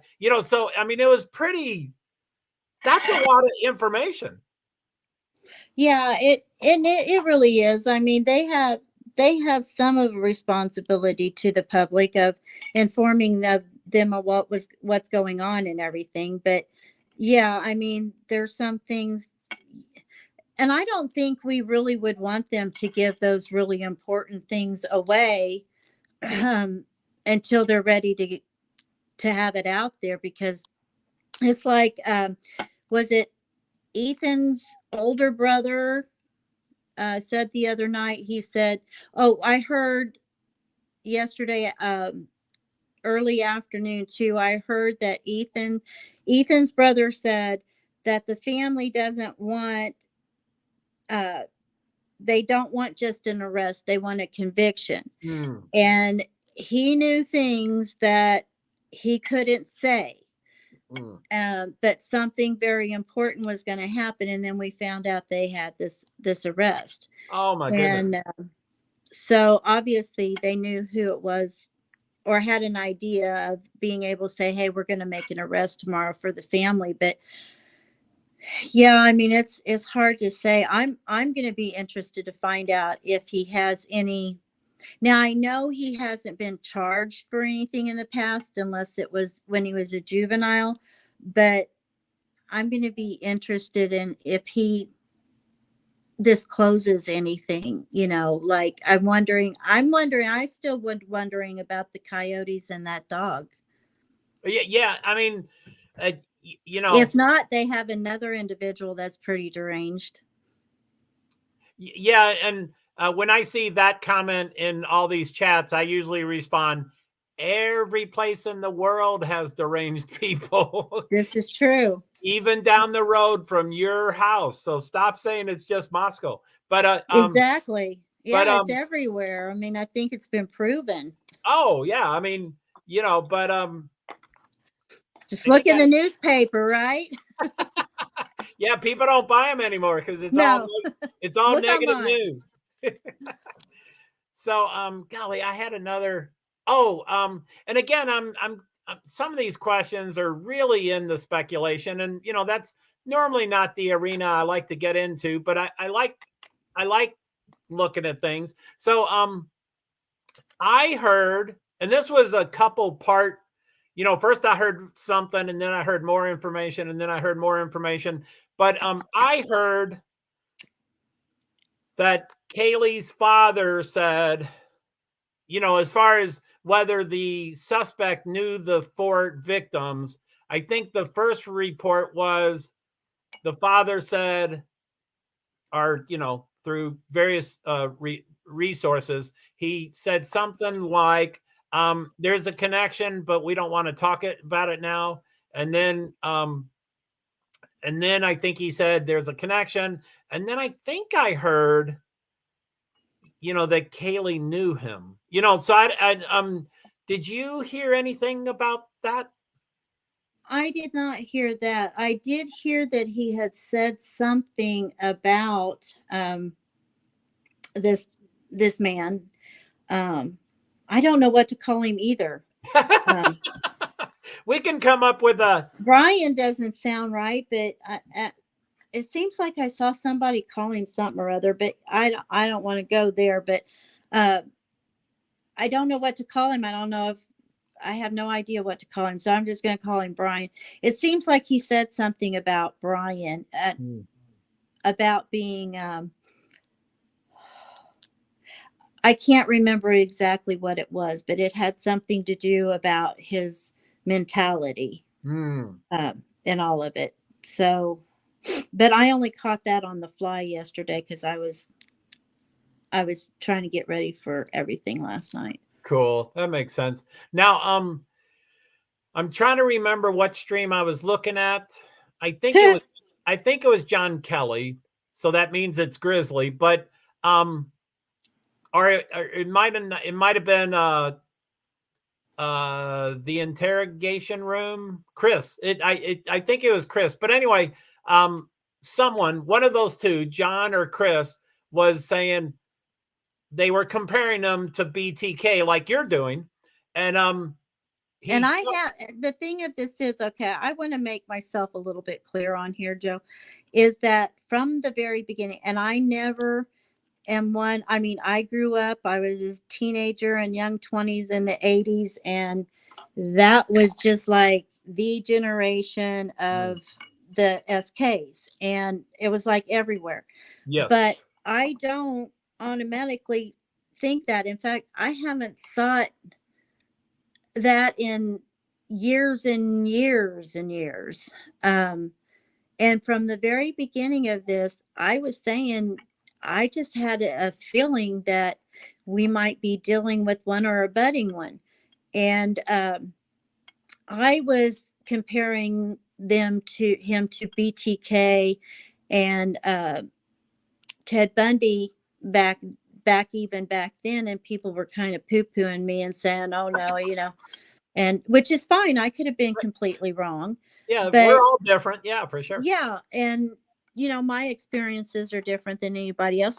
Sometimes you just get a gut feeling, but Sure. yeah, there's part of him that really reminds you a lot of Bundy, like his intelligence and him going to college and all of this. And then there's some things like the stalking and the things like that that really, really do remind me so much of BTK. And these guys always have their souvenirs of something. Oh golly, With that's horrible. BTK, a lot of times it was ladies' undergarments, and he kept their driver's license. Oh golly. God, that's how you frame yourself if you keep those things. Yeah, well, it took him way too long to get him, but I think in the end, BTK wanted to be caught because I think he wanted his name put in there in the infamous file, because he was acting like he was going to start up again. Thank the Lord he didn't, but Oh man. he was acting like he did before and he said he had some in mind, but he would contact our news, local news here, and send them letters Ah, and things like that, and just kind of tease the law enforcement. So I think he wanted to be caught in the end. sounds Um, like it. Yeah. but yeah, this guy, he truly reminds me. So it might be something as simple as, there's driver's license, or Right. who knows what it might be that they kept. But I would say they probably took something. And It could be I, a necklace, it could be yeah, anything. I was thinking of a trinket, or I mean, I wasn't thinking that he took anything, but when we started talking about it, I was thinking maybe a trinket or necklace. But then, of course, you got me thinking about, an incredibly, really Horrible. horribly intimate thing. That would be just horrible.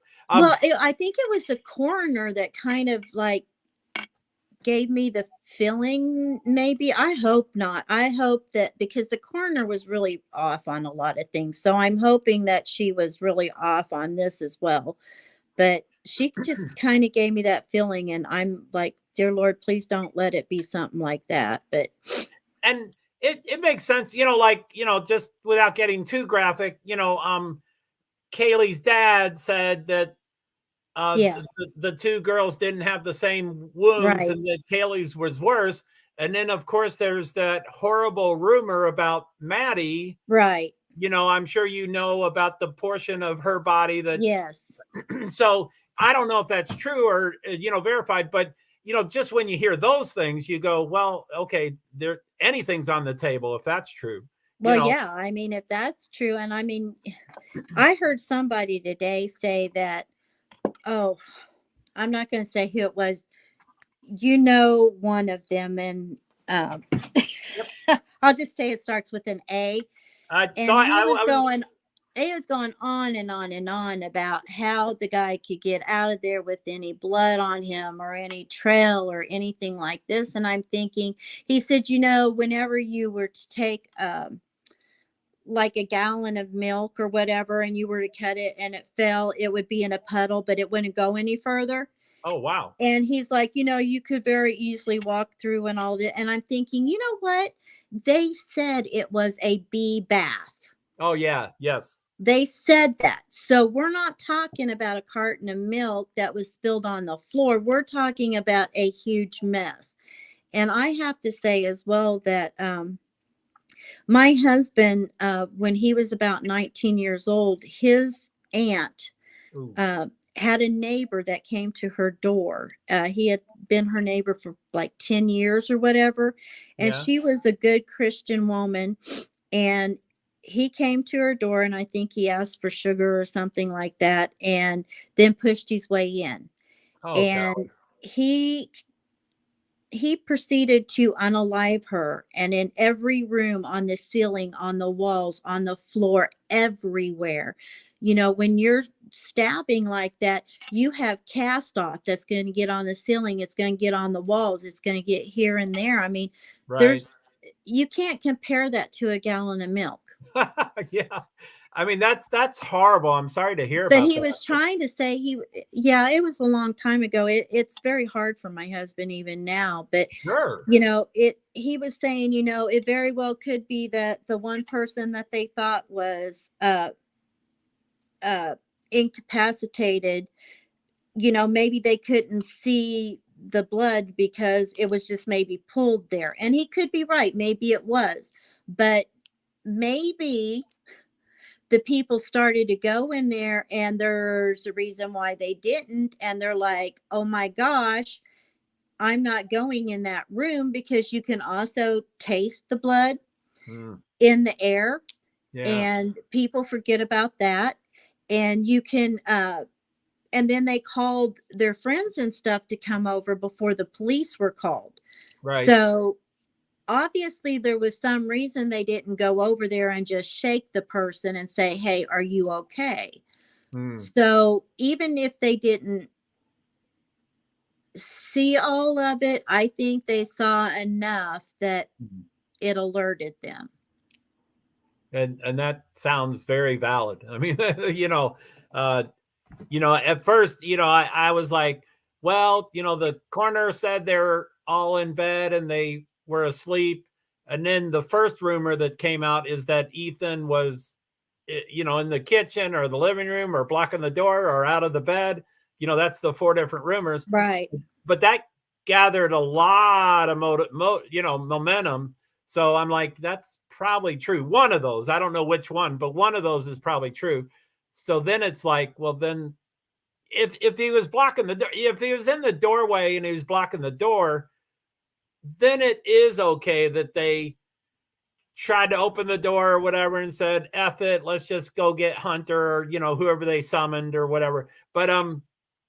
But yeah, I mean, he could have also been in the living room and the kitchen and, Or he could have been in the hallway or something, but I don't know. I mean, we're going to have to wait to find that out, but wherever he was or yeah, wherever whomever was, I think there was enough of something that they sensed or saw or could smell or whatever that made them not want to go over and shake them.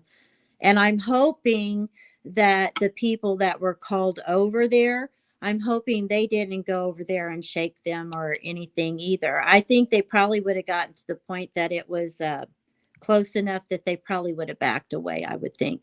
Bye, Hotness. I was watching you the other day for a few minutes. Hi, Hot Mess. Happy New Year. Thank you for coming in. Oh, yeah. Happy New Year, everybody. I completely forgot. Yeah, it happened a couple hours ago. Yeah, it did. Or 1 hour for you. I'm just very glad we have another new year. I made it into another year. Other than that, Woo-hoo! it's another Yes, day. yes, sirree. I had another topic or question about that. Um, some about it wasn't about the conditions of the victims, but that's when I thought of the questions when we were talking about that. But anyway, I'll come up with it. So, Hot Mess, how are you doing? It's good to see you. I saw a couple of your streams in passing, and I was like, oh, I want to drop in there, but I didn't. I apologize. I love supporting everybody. So, how is Louisville, and how's your new year? She's in Louisville. And that's where I was born and raised. I was born and raised my first 18 years of my life, but then I came back to school until I was 25. So that's where three of my siblings are still down there. Yeah, we've been to Louisville quite a few times, my husband and I. Really? Was it for the Derby? No, actually, it was for church meetings. Oh, cool. Okay. There's a church campground up there that we visited. It was up on the hill in Shepherdsville. Oh, wow. Okay, cool. So cool. And we stayed in Louisville, and we drive through it every year at least once on our way to Virginia. Oh, nice. It's a beautiful city. Yeah, it's not bad. I got sober in 1986, and I really haven't been back much since then. A couple times, maybe. I mean, I have, maybe 20 times in those 34 years or whatever. But yeah, it's anyway, I like the city, and I only had drinking memories of that city, so I tend to stay away from it. But anyway, I have a couple cities like that, not for that reason, but there's a couple cities I'd rather never right. never see either.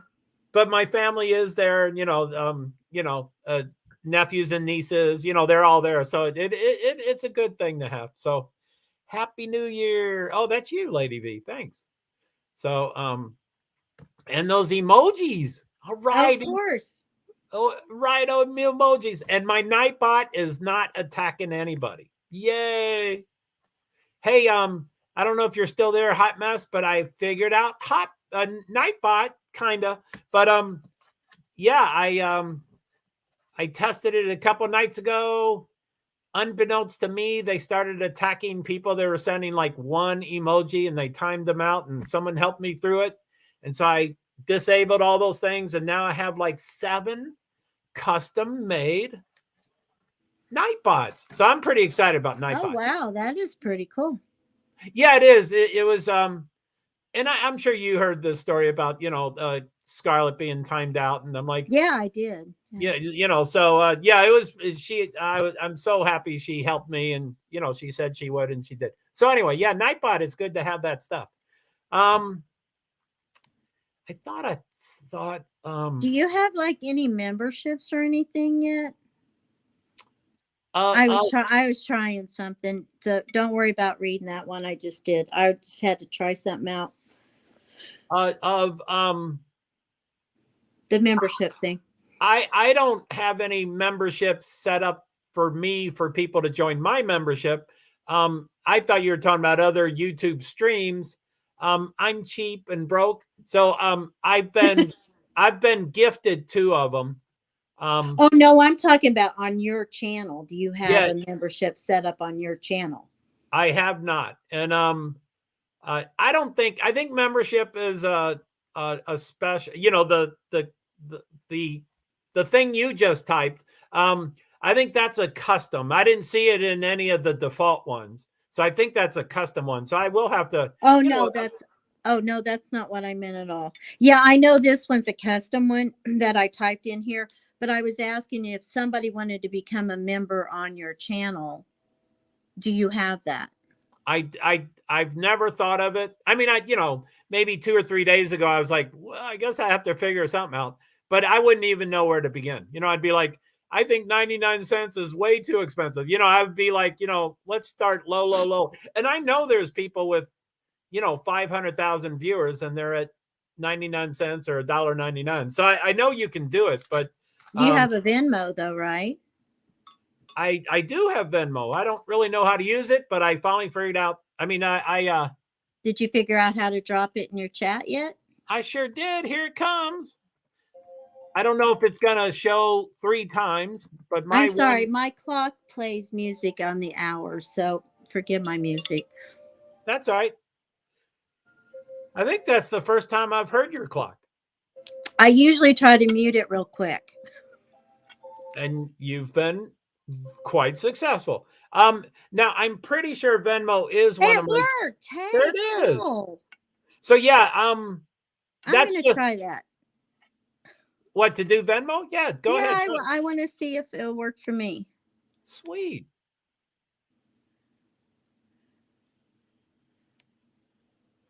Oh, I gotta spell it. VNMO. Come on. No. Well, at least it works for you. That's good. Yeah, and of course, I'm going to do PayPal here too. There it goes. It's going to work. It is. Well, your comments there, but I haven't seen the Nightbot yet. But it usually takes a while. 20 seconds or 10 seconds or. Yeah, I don't think it's going to work. I bet it doesn't like me. 5, 4, 3, 2, 1. Bam. Okay. Maybe I'm offended, Nightbot. Well, I'll try PayPal. So my comments there, let's see if it works. But you probably know that I had a funding one, and it was real wordy, and Scarlett was saying, hey, there it worked. It did. Good.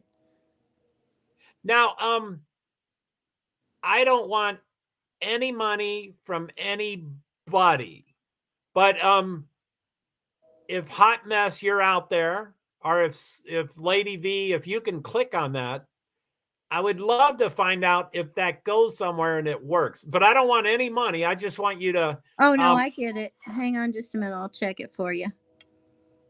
Like allegedly with B, hers goes right to the page, and it's so easy. It's so cool. It's so Yeah, no, cool. your PayPal went right to your page.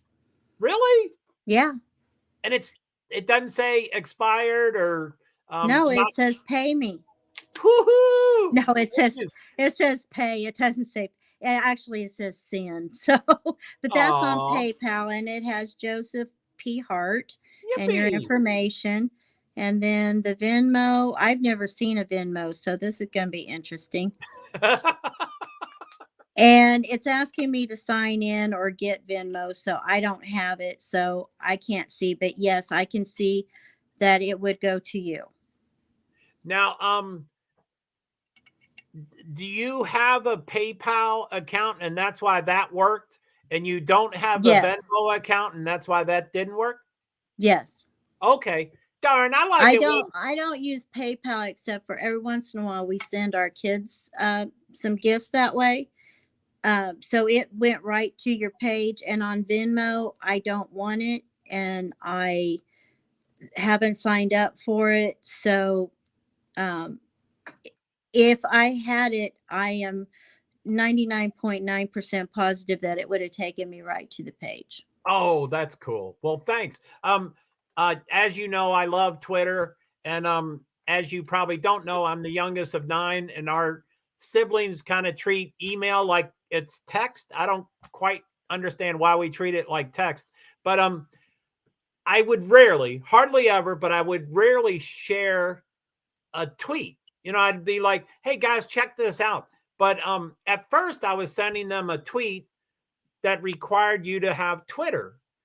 And they're like, none of us have Twitter, so stop sending those things. And then I finally figured out, and if you ask me to do it right now, I won't be able to duplicate it. But I ultimately figured out how to send a tweet that they could read the entire thing without Twitter. So anyway, that doesn't have to happen to Venmo, but it would be nice if these things don't require that someone has that account. I wish that wasn't a requirement. Well, you have to have it though, Joe, because I have to have an account that's set up with my banking information. So if I send it to you, Oh, okay. then it has to go through my bank. And if you were sending it to me, I'd have to have the banking information to receive it. Okay, I get it. Okay, cool. Well, thanks for testing those two. Oh, it's my pleasure. It was no big deal. There was Even something if it else. was, I would have done it. Oh, my pastor one time, it kind of stuck with me. So I try my best to say my pleasure instead of saying no problem. And the reason I do is because I don't know if you have people say, like waiters or somebody come up and, you're like, would you mind doing this? And they're like, no problem. And really, my mind goes to, well, if it was a problem, would you still do it? And when I It's was like nobody says you're welcome or anything. It's like, no problem. and I'm kind of ever since I got into recovery, and I thought I was a rather miserable person, which I was, and I can sometimes still be. But when people say, "Hey, how are you?" I have always answered that question. I don't pass it as it's a nicety, so I really answer that question. And same thing, like I kind of want to use the exact word that I want to say. So kind of like what you're saying, I think in these streams when I'm viewing, I do put NP a lot for no problem. But Well, I I mean, that's understandable though. I'm just talking about, I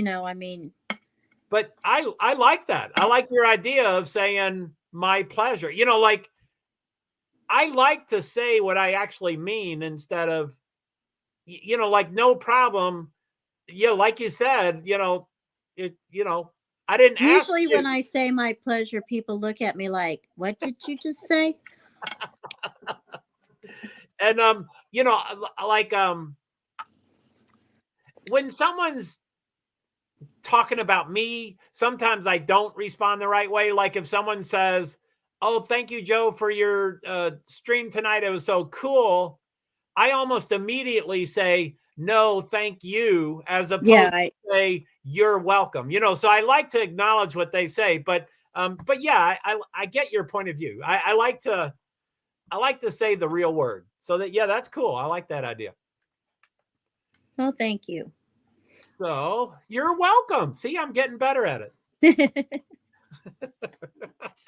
Boy, everybody's busy. I was your only mod tonight. Yeah, well, Hot Mess came through, so Yeah, that's she's true. a second. She seems very sweet. She is very sweet.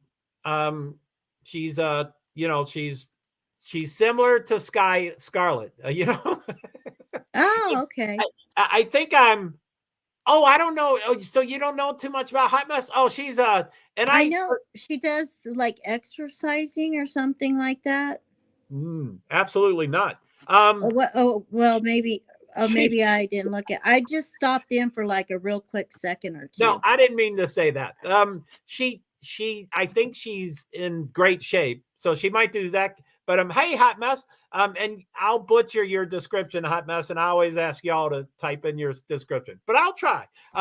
She's a trafficking survivor, and she helps extract other trafficking. Wow. And she doesn't call them victims, but the other word. There it is. Right. Da da da da. Hot Mess. I didn't mean to say absolutely not. Oh, she does exercise. Yes, she Self-care. does. Okay, I thought that I saw that. I'm sorry, Hot Mess, and I'm sorry, Lady B. Lady B. So Hot Mess says, I do exercise in a self-care, but I do a lot of work in the community as far as anti-human trafficking, homelessness. I saw her homelessness things, and that was so cool. She was bringing food and blankets, and it was so cool. Oh, that's so sweet. You seem very sweet and wonderful. I have stopped in there for like a couple of minutes or so, and I'll have to stop in a little bit more. It's just been a busy time of year. Oh, sure. Absolutely. So trafficking, homelessness, and I help a lot of women and domestic violence and things like that. Things That's like needed. that, as if it's nothing. Things like that is really important. So I'm a survivor of human trafficking, homelessness, and domestic violence. So I try to help a lot of people in those situations. Well, it's probably a blessing to her to be able to help somebody. And you can see that when you listen to her and you watch her. But she says, I also run a shelter, which the last time I read that, I immediately said, thank you, beautiful. I think that's you. Oh, you're well. Oh, I just shut my page here on accident. I couldn't see the. I couldn't see. I was looking for her page. But yeah, last time I read, I also run a shelter. I'm like, OMG, Hot Mess. And again, I'll butcher her story, but she was in search for a shelter and shelters, and she found a handful or whatever, several of them, and all of them were inferior. They just weren't good enough. So she, therefore, what does every other human does? I know I wouldn't do this, but she came up with her own shelter. She said, these are inferior, so I'm going to start one. So, I mean, golly, can you believe that stuff? Yeah, that's wonderful. Yeah, she's pretty cool. So she said, well, let me show the thank you, beautiful, which thank you. You're welcome. Oh, I'm not beautiful. You're talking about her. Okay. So Hot Mess, love all of you. I have to go, but wanted to say Happy New Year. Hot Mess, you're a rock star. Have a great 2023. So yeah, she's that's pretty good. Yeah, I'm sorry that I said absolutely not about the exercise, because you were right and she was right. So let me see. I think I'm starting to wind down. And I always got to watch out, because that sometimes means then I get onto YouTube Live and stay up till 6 a.m. So I hope I don't do that. But yeah, I probably need to start printing up some more things to get a little more current with the situation. Today is what is this, Sunday? Yes, it is now. So it is Sunday. I would still say, I know this is crazy now. I should have done it yesterday, but I'm still think I'm probably 40% chance or 50% chance of going to Pennsylvania. And it's only 5 hours away, so it's not the end of the world for me to go for 48 hours and instantly the guy disappears on Tuesday. But I and I'm not a doer. And I over plan and blah blah blah. You know, I think about things and never do them. So there's still a high possibility that I won't go to Pennsylvania. But the reason I think I am going to go, or one of the reasons is, you know, I mean, I said 7 weeks ago, if I had the gas, I would be in Idaho that first day. I would have driven immediately there if I had the gas. And that probably won't happen. I have gotten some feelers out for fundraising for the gas out to Idaho. I have gotten some feelers out, so it might happen, but I doubt it. But anyway, the reason I would like to go to Pennsylvania is because I can't go to Idaho. So, you know, I'm that's that, you know, Lady V earlier tonight. That's why I was saying, come on, do you really think he's going to waive extradition? Because I want, selfishly, completely selfishly, I want him to stay in Pennsylvania for 30 days, which is absurd. I don't really want him to do that. I want him to get to Idaho as soon as possible. But if I've heard that extradition could take up to 30 days, I'm like, wow, I could go there for 30 days. So anyway, Yeah, but I think, you know, these guys a lot of times, well, not a lot of times, almost all the time, with rare exception, believe they are way smarter than law enforcement is. And so they're kind of like, well, I'm not too worried about that. But it's kind of like, well, you know, you got caught. So apparently you're not as smart as you think you are. But they did catch you. Some cases it might have taken 30 years, but they caught you. right. And I think BTK would have been caught a whole lot sooner if we had had DNA back then. He would have been caught a lot sooner. My husband's actually been in the house where he started his spree. Golly, holy And moly. he's been there several times. And Oh, golly. so, yeah, if there would have been DNA back then, DNA is a hard one to get around. Like I said, I mean, you could breathe on something and, you know, those little droplets of water that come out of our mouth when we're talking or whatever, you know, could land on something. So, I mean, DNA is a godsend. I know there's a lot of people that have gotten out because of it. I know that DNA has also been a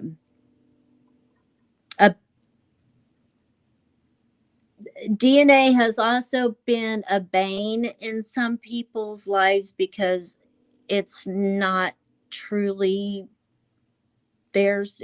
I don't know how to say Right. it. I know that there's some people that are now locked up that shouldn't be Oh, golly. because of it as well. I mean, it's a good thing and bad thing, like everything else. It's a double-edged sword. Right. But I think I think on this case, he probably thinks because I even heard a rumor that he might want to defend himself. And I'm like, okay, that Ted Bundy he defended himself. Oh, And, my goodness. but he went to school for becoming a lawyer. To be a So lawyer, yeah. yeah, I don't know if this guy will or not, but a lot of times they think they are smarter than everybody else. So it doesn't surprise me that he waived extradition if that is the case. And I heard that too. Now, you know, with that, you know, I'm naturally skeptical and stuff. So I would assume that probably came from, you know, he just thinks he's really smart and we think he's really smart. So he would be dumb enough to think he should be his own lawyer. But yeah, I don't know if that ever came about. But yeah, okay, cool. So Hot Mess, I probably missed you. You probably left Hot Mess, but she said we need more shelters that are trauma informed and trauma effective. And so I Yes, created one. If there's something not there, then we create it. And that's a good thing. and She's right. She's absolutely right. Trauma is a big thing. and I'm sure Hot Mess, you've heard me say this tons of times, but not all of us are doers. You're a doer. You don't see a shelter that you like, and so you create it. I mean, you're saying if there's something not there, then we create it. I want to say hats off to you, because Yeah. not every human does that. Not every human would even like get the gumption to figure out how to do something like that. Absolutely, she's got a five. What is it called? A 501c3. The nonprofit. She's got a nonprofit, and Oh, wow. yeah, she's got a bunch. Cool stuff. So I wouldn't even know where to begin with something like that. So if I could just take a quick break, I'll be right back, and then Sure.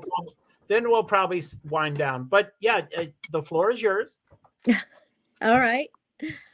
Here we go again, guys. So I think real quick here, I might take a look at Hot Mess, because I think we've discussed everything really that we need to discuss tonight. I think Joe and I are probably going to try to find out some information about what to expect in the next days or weeks, and find out more information about his psychology and all of that.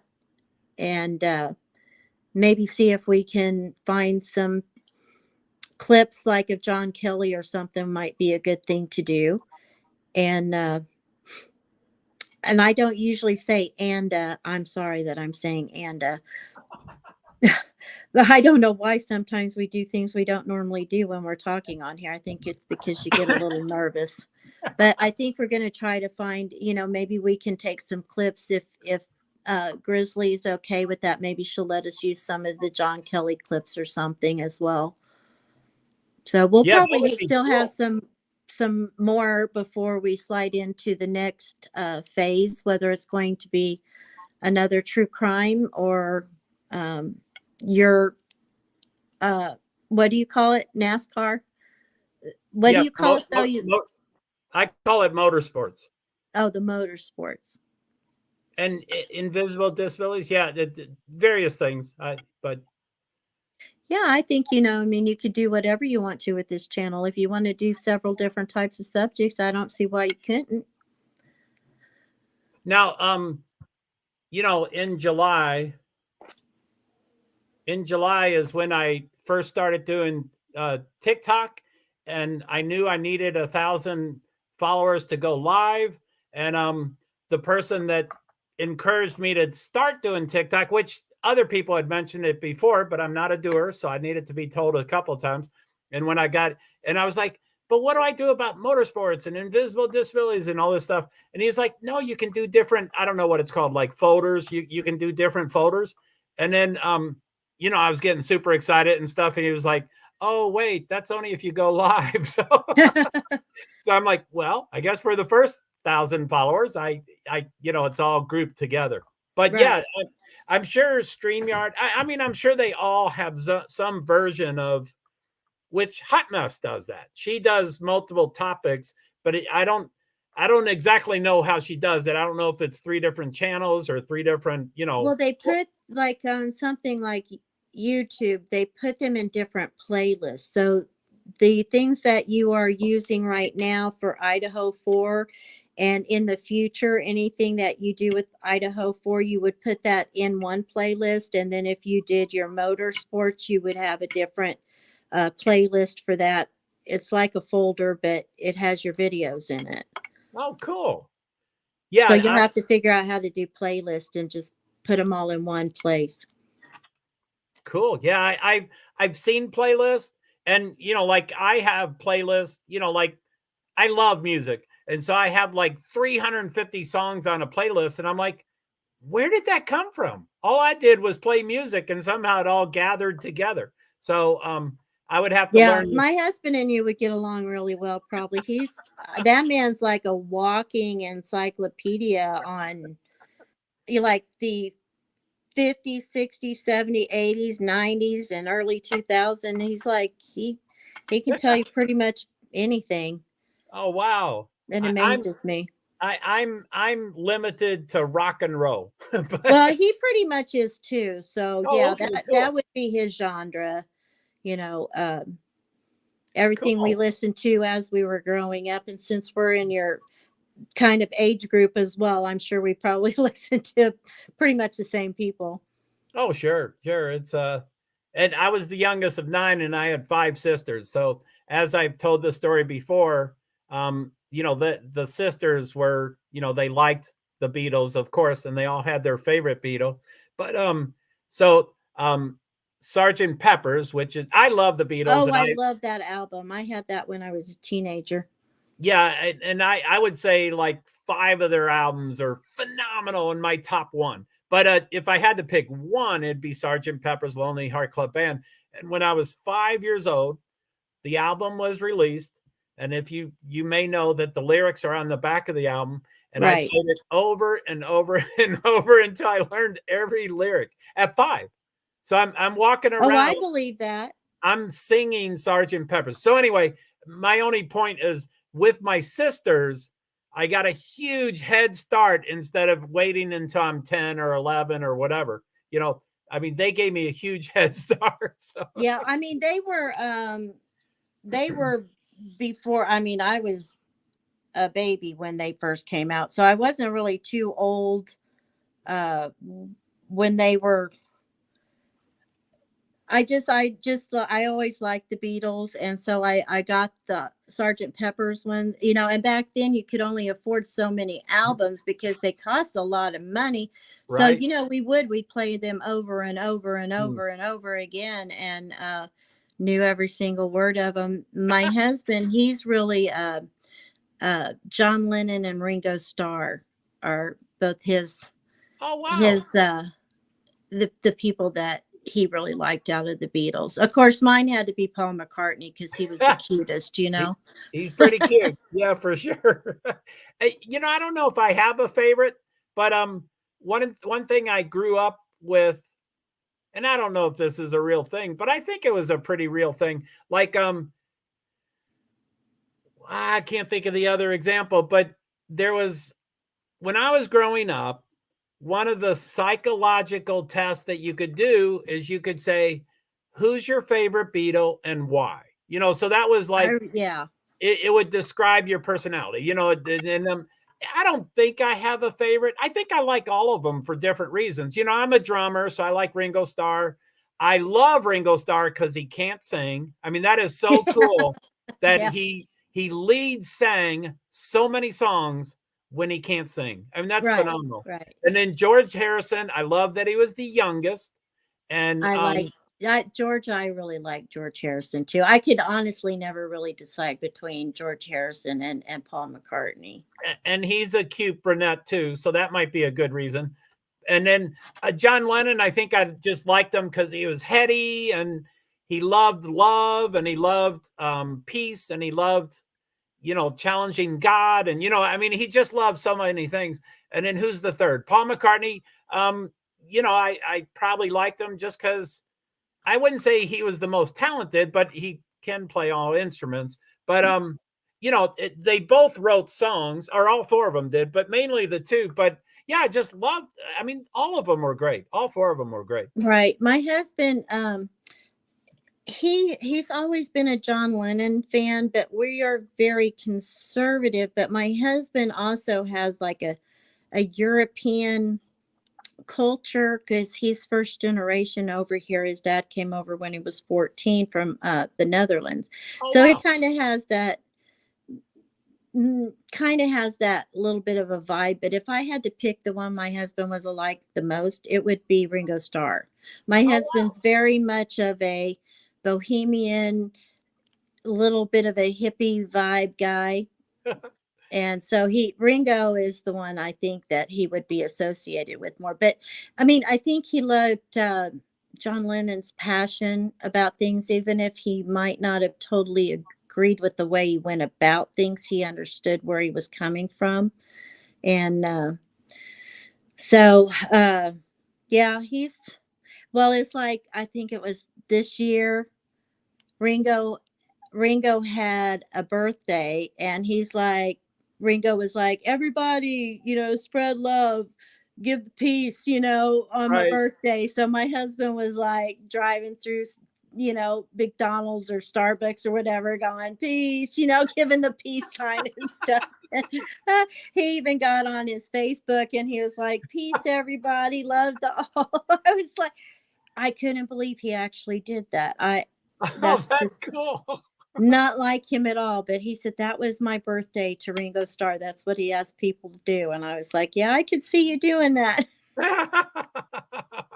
I kind of remember that. I think it was his 80th birthday, or it was a pretty big birthday. It was, yeah. And that I kind of remember that. Now, I don't want to, spoil the party, but I bet 50% of the millennials or whatever, they probably don't even know what that means.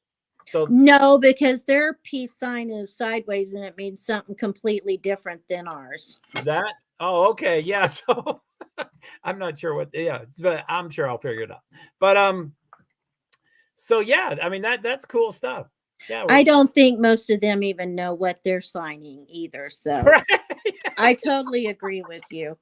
And I think these days there's not necessarily a generational thing. Like no, there's not. like they probably have their own signs and they do their own deal instead of, us, the 60s and the flower power. And there is a generational thing, Yeah, so you're absolutely right. so yeah. But anyway, yeah, but that's cool. He did that. That's real. Yeah, I was like, you did what? I'm like, wow. And we're talking about a person that is not technologically savvy at all. It took me like 15 years to teach him how to even put a telephone number in his phone. Right. He's like, why should I learn? You do it for me. And I'm like, okay. Yeah, that's funny. Yeah. Anyway, I'm going to let you go, Joe. And, just message me tomorrow if you're going to do anything. And if I can make it, I will. Okay. Well, thank you for everything. I'm glad we talked earlier. And me too. And I enjoyed your live. I think it was a good live. Well, thanks. I appreciate that. And yeah. All right. You have a happy new year. Thanks. Peace, you too. dude. Happy New Year.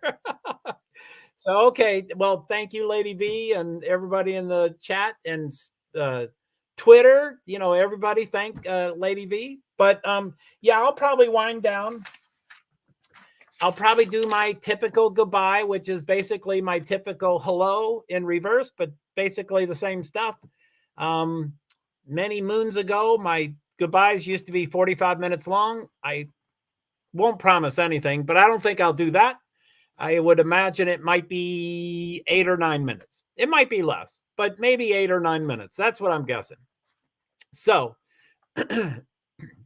in closing, hello or goodbye, but I say hello. I'm Joe Hart from Vermont.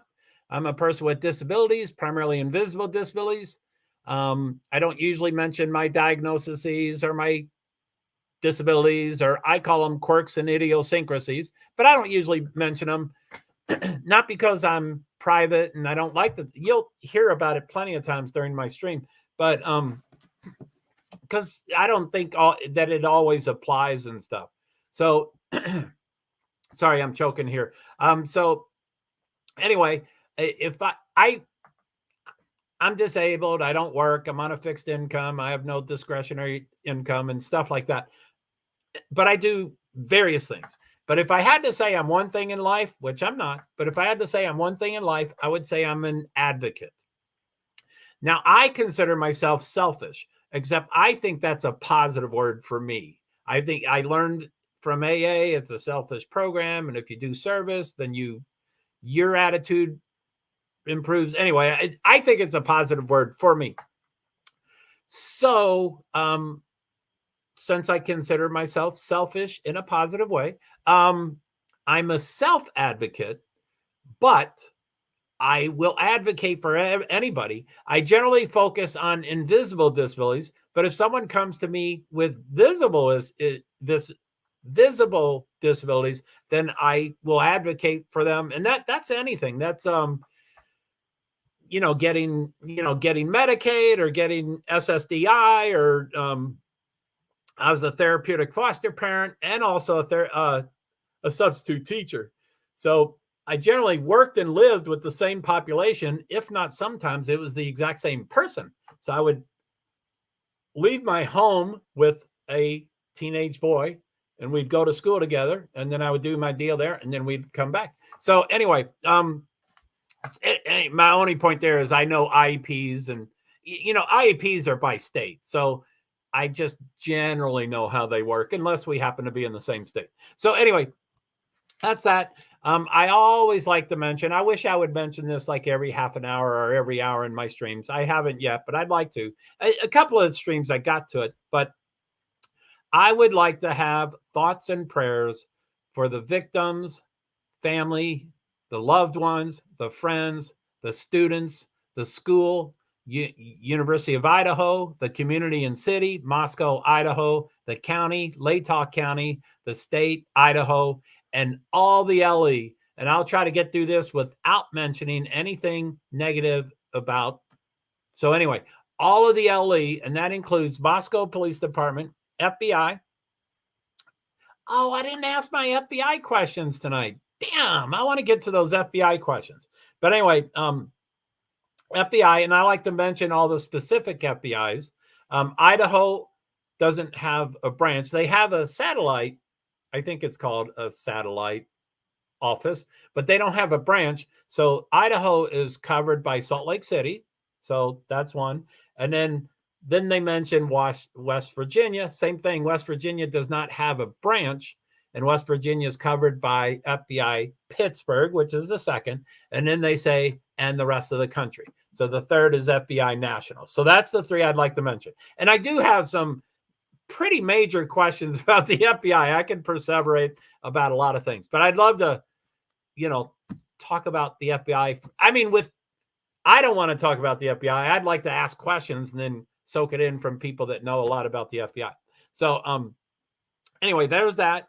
As you all know from the title, this is my 18th StreamYard stream.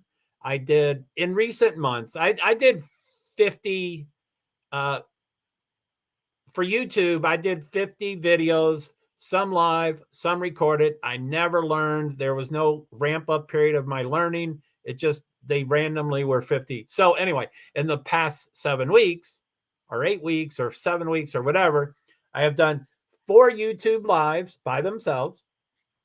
I mean, 5. Is that the number? I meant to, anyway, 5 YouTube lives. And then I did 5 StreamYard free, which you can send it to one destination or platform. And that was to YouTube. So I did 5 of those and then, subtract 5. So now I've done 13 StreamYards. Most of them were to 6 destinations. As I told you before, tonight is only 5 because I misscheduled this and I had to delete LinkedIn. Anyway, it's complicated. So anyway, so I just want to shout out. I'm going to shout out all 6 destinations, but really it's 5 tonight. So I wanted to say thank you very much. Facebook profile, I appreciate you. Yesterday, y'all had a ton of comments. Facebook profile had more comments yesterday than YouTube. And it's not a competition. I just get excited about those things. So anyway, Facebook profile, thank you. Facebook page, thank you very much. LinkedIn profile, which again, we didn't do tonight, but I usually get some good comments and stuff from them. YouTube, which is the foundation, that's the slow and steady. Everybody's got to stream to that. Twitch, I don't know much about Twitch. I've had an account for a long time. I'm not a gamer. I'm not young. A couple of nights ago, I was on a panel and someone in the audience was like, "Oh, I'll help you with Twitch." And they followed me and I followed them. And then I don't even know how to do Twitter. So it's not real easy. You don't really click on your account and click who you're following and then find the person. I can't find the person, but hopefully I'll find them soon.